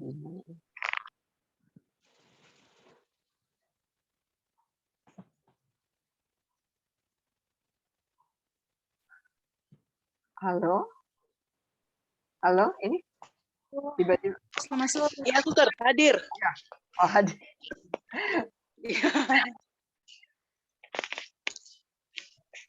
Iya. Kita langsung Kak Suster? Iya, ya, langsung aja. Kita berbagi apa yang udah dibuat atau apa ya. Iya. Ya, baik. Saya Judith Seran. Saya dari Paroki Mater Dolorosa Soe. Kebetulan tadi ini nggak bisa kelihatan dapat- wajahnya nih, kan kita cuma sedikit nih. Bisa, cuman kami lagi di gereja ada latihan menyanyi, ini anak lagi lari-lari, jadi gitu. kami sambil iya Suster, jadi ya baik Suster, jadi saya Judith dari Paroki Soe. Kebetulan kami dapat informasi tentang webinar ini dari tadi di Facebooknya dokter ini, jadi coba kita ikut juga karena ini maksudnya banyak hal yang kita juga perkembangan gereja kami tidak mengikuti, sudah emak-emak lagi mengurus anak jadi tidak ikuti perkembangan. Iya, jadi coba kita ikuti supaya menambah ini. Jadi gini Suster, kalau ternyata masuk ke dalam tadi mengikuti beberapa materi yang intens diikuti, maksudnya luar biasa. Bapak Uskup, Bapak Paus itu maksudnya hal yang sebenarnya kita sudah lakukan, hanya tidak kita sadari bahwa itu memberi dampak yang sebenarnya besar. Kami Kabupaten Timur Tengah Selatan ini Suster tertinggi untuk stuntingnya, untuk Provinsi Nusa Tenggara Timur tertinggi, untuk kemiskinan juga kami tertinggi. Tertinggi yang buruk, maksudnya bukan tertinggi yang dia paling baik, tapi dari jumlah anak-anaknya paling banyak. Stunting, dari keluarga miskinnya juga paling banyak kakak miskin untuk Kabupaten Timur Tengah Selatan, untuk TTS di Provinsi NTT. Jadi dengan adanya Laudato Si ini banyak hal-hal yang sebenarnya kalau mungkin belum secara universal dibuat, maksudnya belum semua, tapi untuk kita mungkin dari Gereja Katolik sendiri kita bisa sebagai kadang kan kalau di kami di TTS ini orang kalau yang orang artinya imam atau pimpinan gereja lah, kalau mereka yang bicara itu pasti didengar, pasti akan didengar.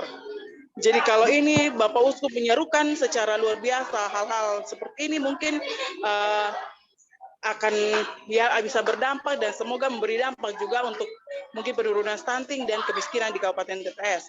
Yang kedua, untuk terkait dengan pertanyaan yang tadi, kalau sudah buat komunitas, sekarang waktu itu saya masih ada komunitas ini Suster, masih ada komunitas OMK, tapi setelah menikah sudah tidak OMK lagi, tapi baru-baru tidak OMK sudah beralih ke WKRI. Jadi itu juga tapi belum aktif karena masih punya anak kecil. Tapi untuk buatnya baru-baru kami sudah, ini mungkin belum dalam komunitas tapi baru sendiri saja.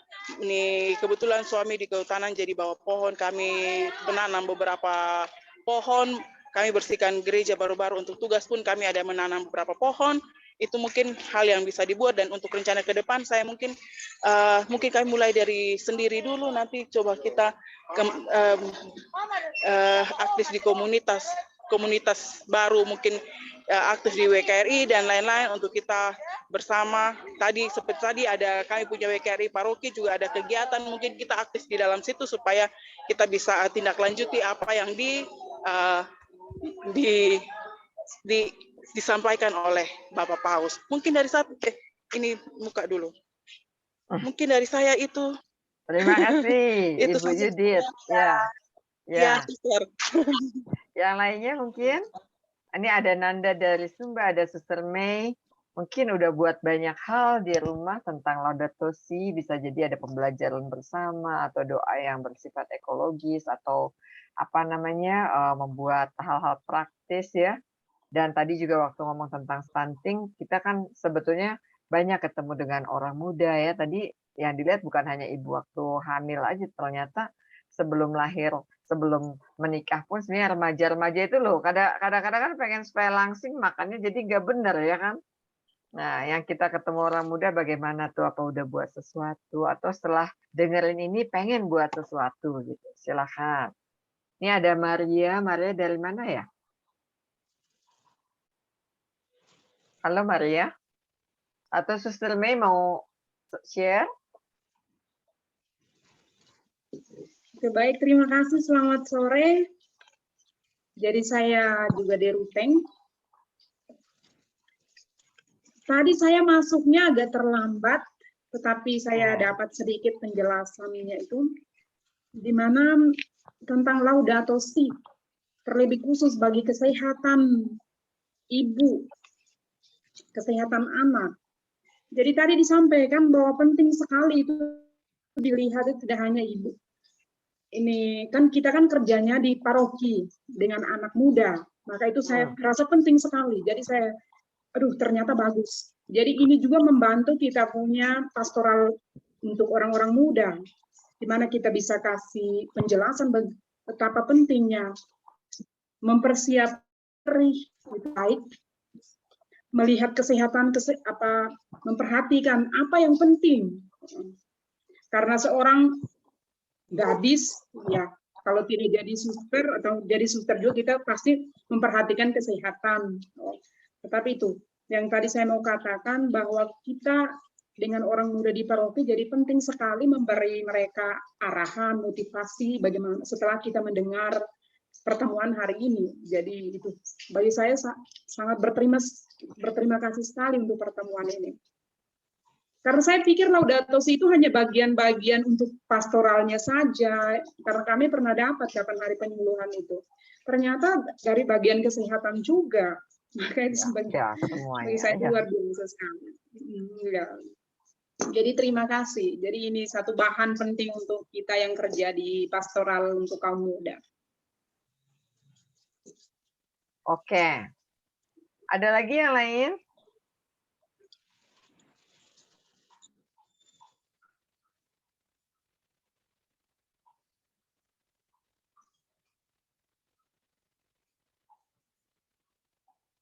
Maya ini yang mana ya? Maria ini yang mana ya?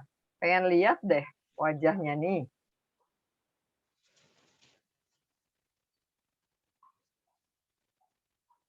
Maria.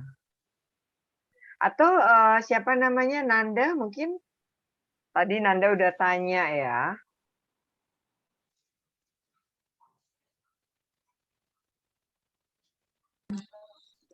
Ya, terima kasih. Tadi saya bertanya tentang apa itu animator Laudato Si. Dijawab, mungkin beberapa dari kegiatan itu terlebih khusus bagi kami yang masih anak muda, ketika kami ikut ambil bagian dari kegiatan tersebut itu yang Laudato Si yang diselenggarakan itu sudah sangat bagus untuk perkembangan daerah tersebut. Kami sangat, dan dari kami BLK Don Bosco sangat berterima kasih untuk itu. Oke, terima kasih Nanda. Terima kasih Nanda. Jadi apa ya, maksudnya Laudato Si itu memang sebetulnya sangat kaya ya. Terus juga ada, sebenarnya masih banyak ada film-film juga yang bisa menunjukkan bagaimana sih hanya karena satu sampah plastik aja bisa dimakan oleh ikan-ikan kecil, dan ikan-ikan kecil juga dimakan oleh ikan-ikan besar. Terus kalau ikan-ikan dipancing ternyata semua planktonnya itu makanan itu udah mengandung kimia ya. Dan itu kita makan juga ya. Sebetulnya hanya karena sampah aja, sampah plastik aja bisa membuat seperti itu.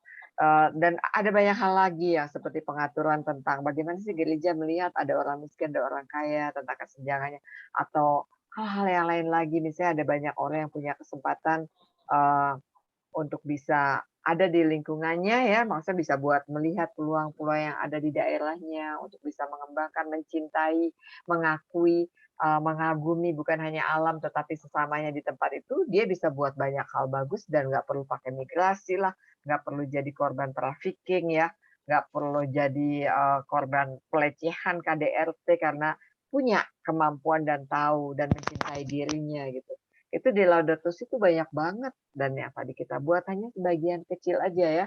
Tapi mudah-mudahan dengan pertemuan ini kita jadi berminat untuk baca lebih ya, karena itu akan dipakai sampai ya, karena ensiklik ya, dipakai. Ensiklik itu kan surat yang dibuat oleh Bapak Paus karena dia melihat ada hal-hal yang perlu diteliti, perlu diperhatikan gitu. Nah, teman-teman, kalau udah mungkin saya akan bilang nih di sini kalau waktunya tinggal berapa menit ya. Apakah ada lagi yang pengen maksudnya punya komentar tentang pertemuan ini juga, atau misalnya ada sesuatu misalnya?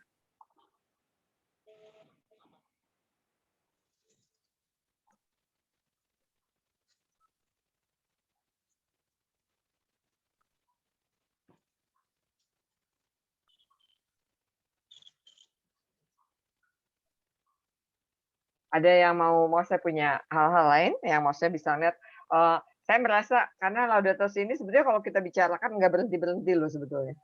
Banyak hal. Ya, sebetulnya ya. Anyway, kalau enggak juga nggak apa-apa sih, maksudnya kan kita nggak harus ya.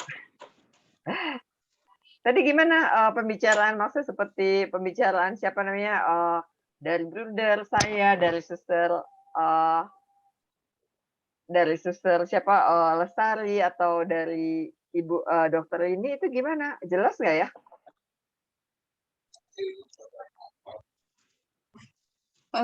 Dari saya, karena memang ada ikut dari pertama, dari penjelasan dari 4 pemateri, itu luar biasa. Karena memang penjelasannya itu tentang bagaimana kekurangan di tempat daerah kita.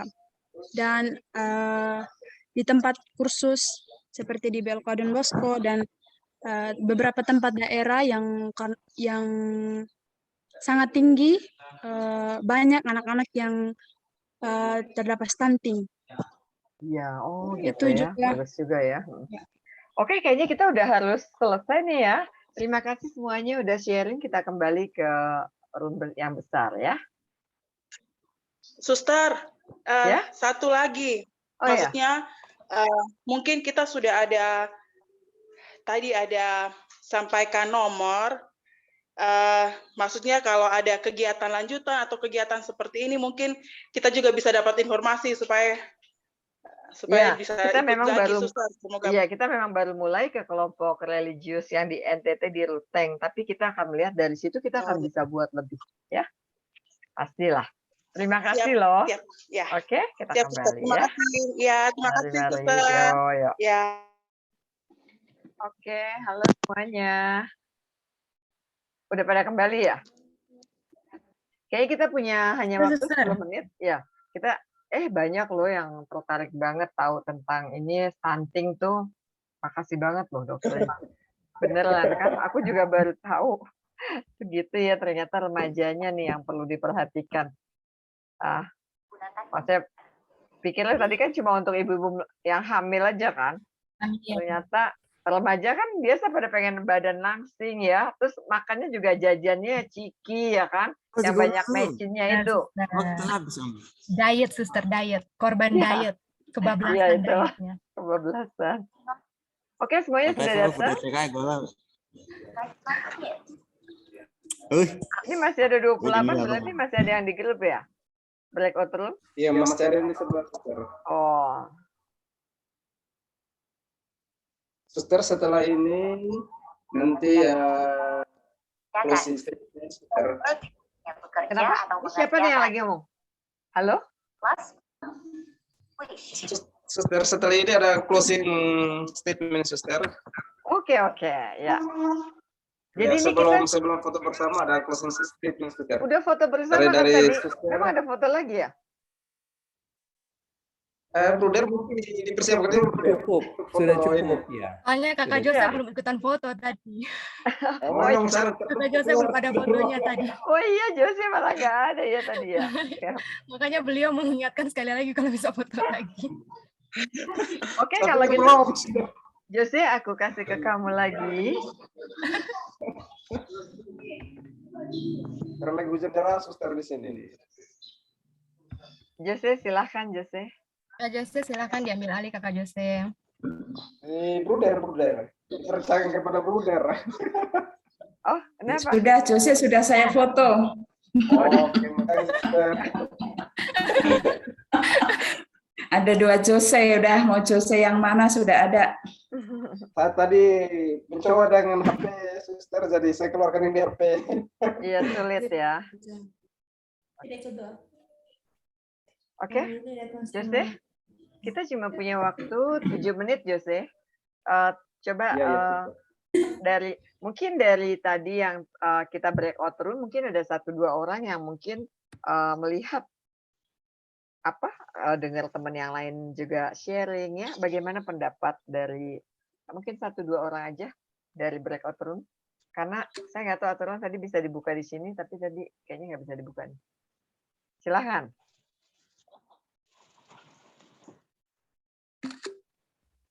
Ada? Nggak ada ya? Nggak ada ya? Coba dibuka. Bisa resen ya. Kenapa lihatnya di chat?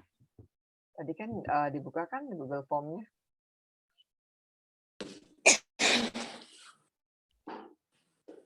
Kelihatan nggak nih? Nggak ada yang jawab ya di sini ya? Waduh, salah dong.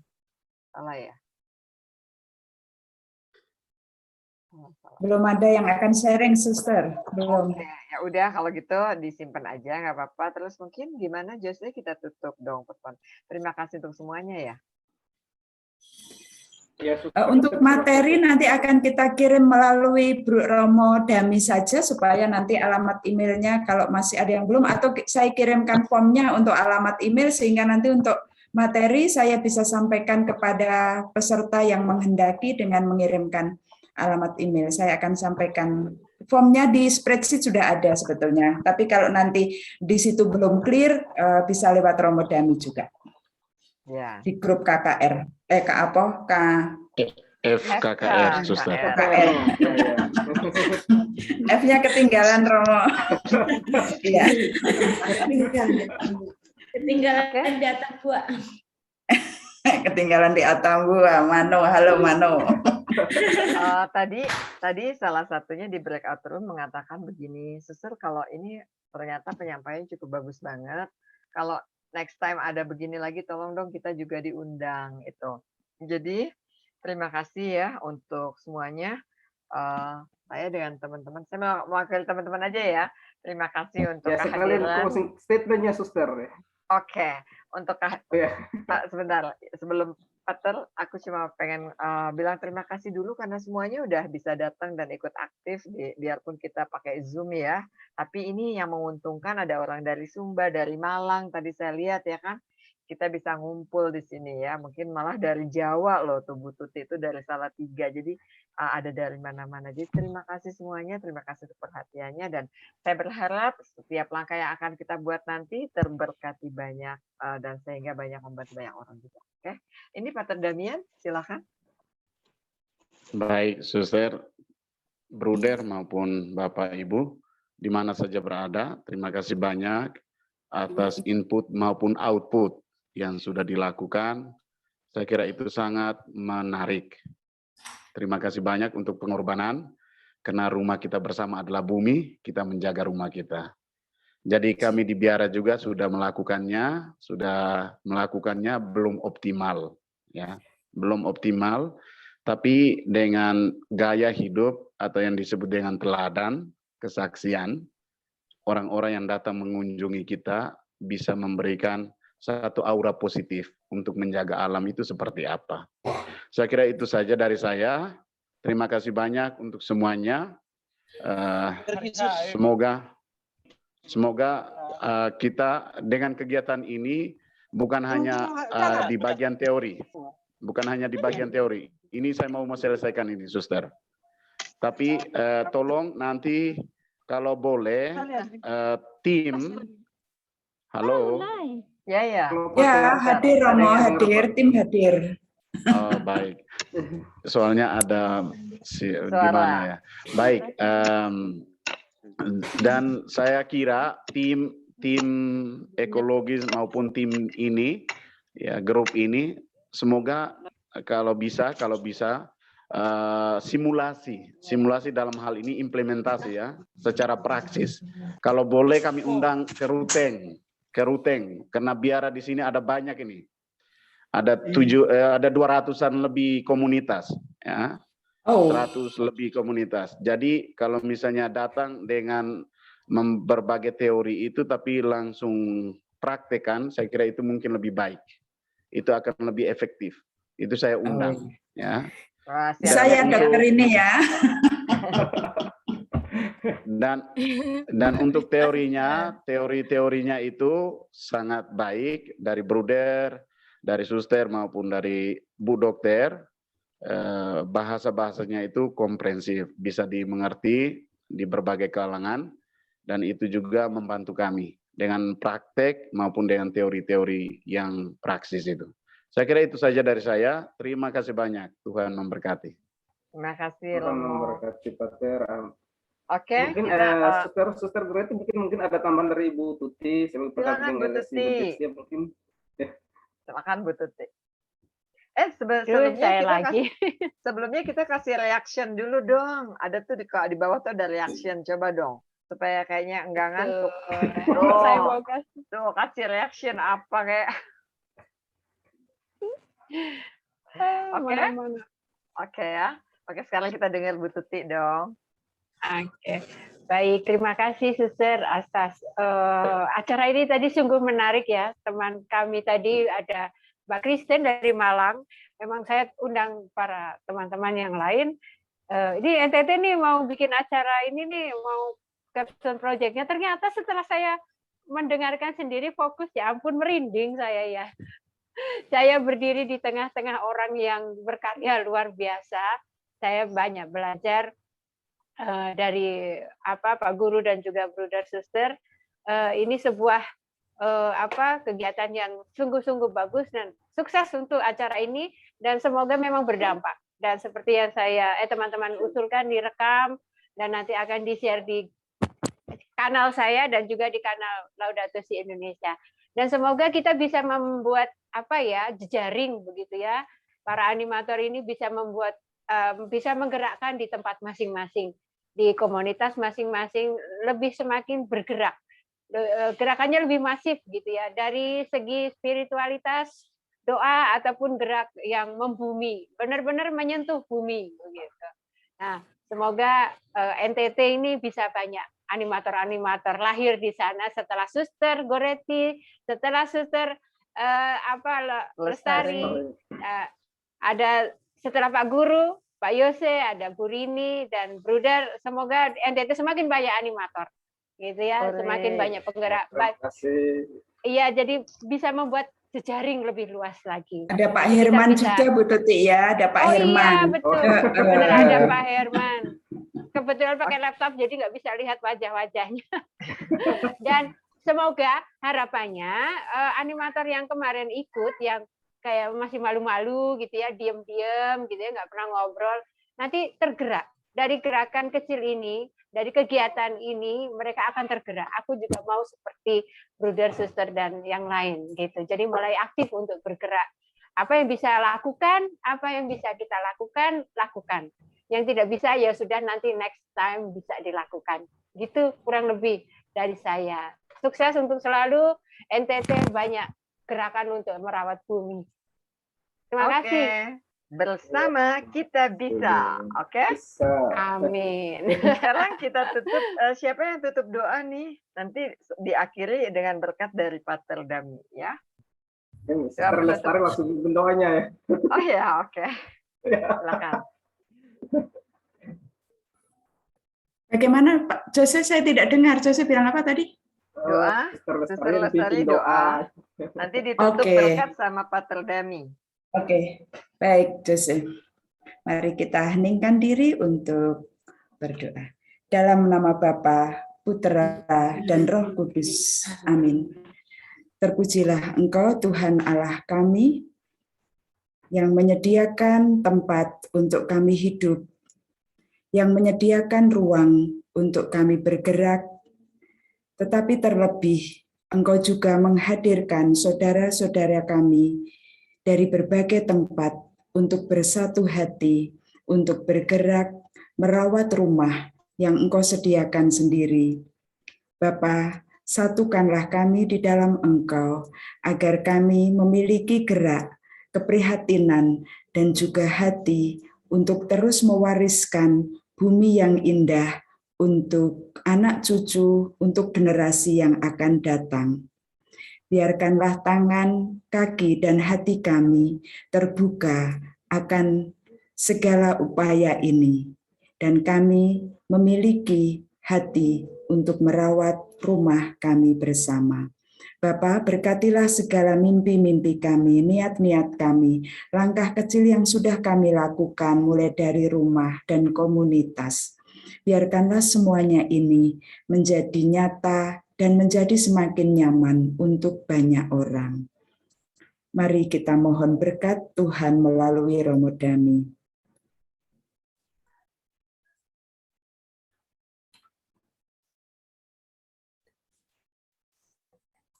Mic-nya belum nyala, Romo. Oke, baik. Semoga Tuhan beserta kita Sekarang dan selama-lamanya. Semoga segala usaha, niat, dan juga bumi kita yang kita rawati ini, proyek kita, senantiasa diberkati oleh Allah Tritunggal yang Maha Kudus, Bapa, Putra, dan Roh Kudus. Amin. Amin. Terima kasih semuanya. Terima kasih teman-teman semua. Sampai jumpa. Sampai jumpa di Ruteng ya, Romo Dami ya. Sampai jumpa. Iya, sampai jumpa di Ruteng. Sampai jumpa di Ruteng. Welcome semuanya. Nah, banyak dari TTU ke Ruteng. Ya, biar supaya kami jalan-jalan dulu. Mantap. Pak Guru, kita ke Ruteng Pak Guru bersama Dokter ini Pak Guru. Baik. Oke, Baik terima ya, kasih saya semuanya. tinggalkan. Bye. Baik. Iya, Pater. Sister Goretti, terima kasih. Terima kasih semuanya ya teman-teman ya. Lumayan kerja kerasnya. Terus mungkin kita bisa juga ya nanti satu hari untuk kayak evaluasi juga ya. Oke, sip. Ya, mungkin kita kasih waktunya. Kasih waktunya kapan ya sebaiknya mungkin. Mungkin di Rabu atau begitu bisa. Kita buat kayak sore. Oke, nanti kita WA-an aja deh, ya. Kita WA. Ya, benar. Sekarang kan belum bisa ngejawab, masih kayak gimana masih gitu ya. Masih lihat kalender. Masih kayak antara happy dan gimana gitu kan. Pak Jose masih pikir koreksi, Pak Guru masih pikir koreksi persiapan pengumuman kelulusan tuh Pak Guru. Masih lihat kalender, Suster. Oke, terima kasih semuanya ya. Saya bisa tutup. Ya, oke. Ya, bye. Yes. Ya, Bye. kita sampai jumpa lagi.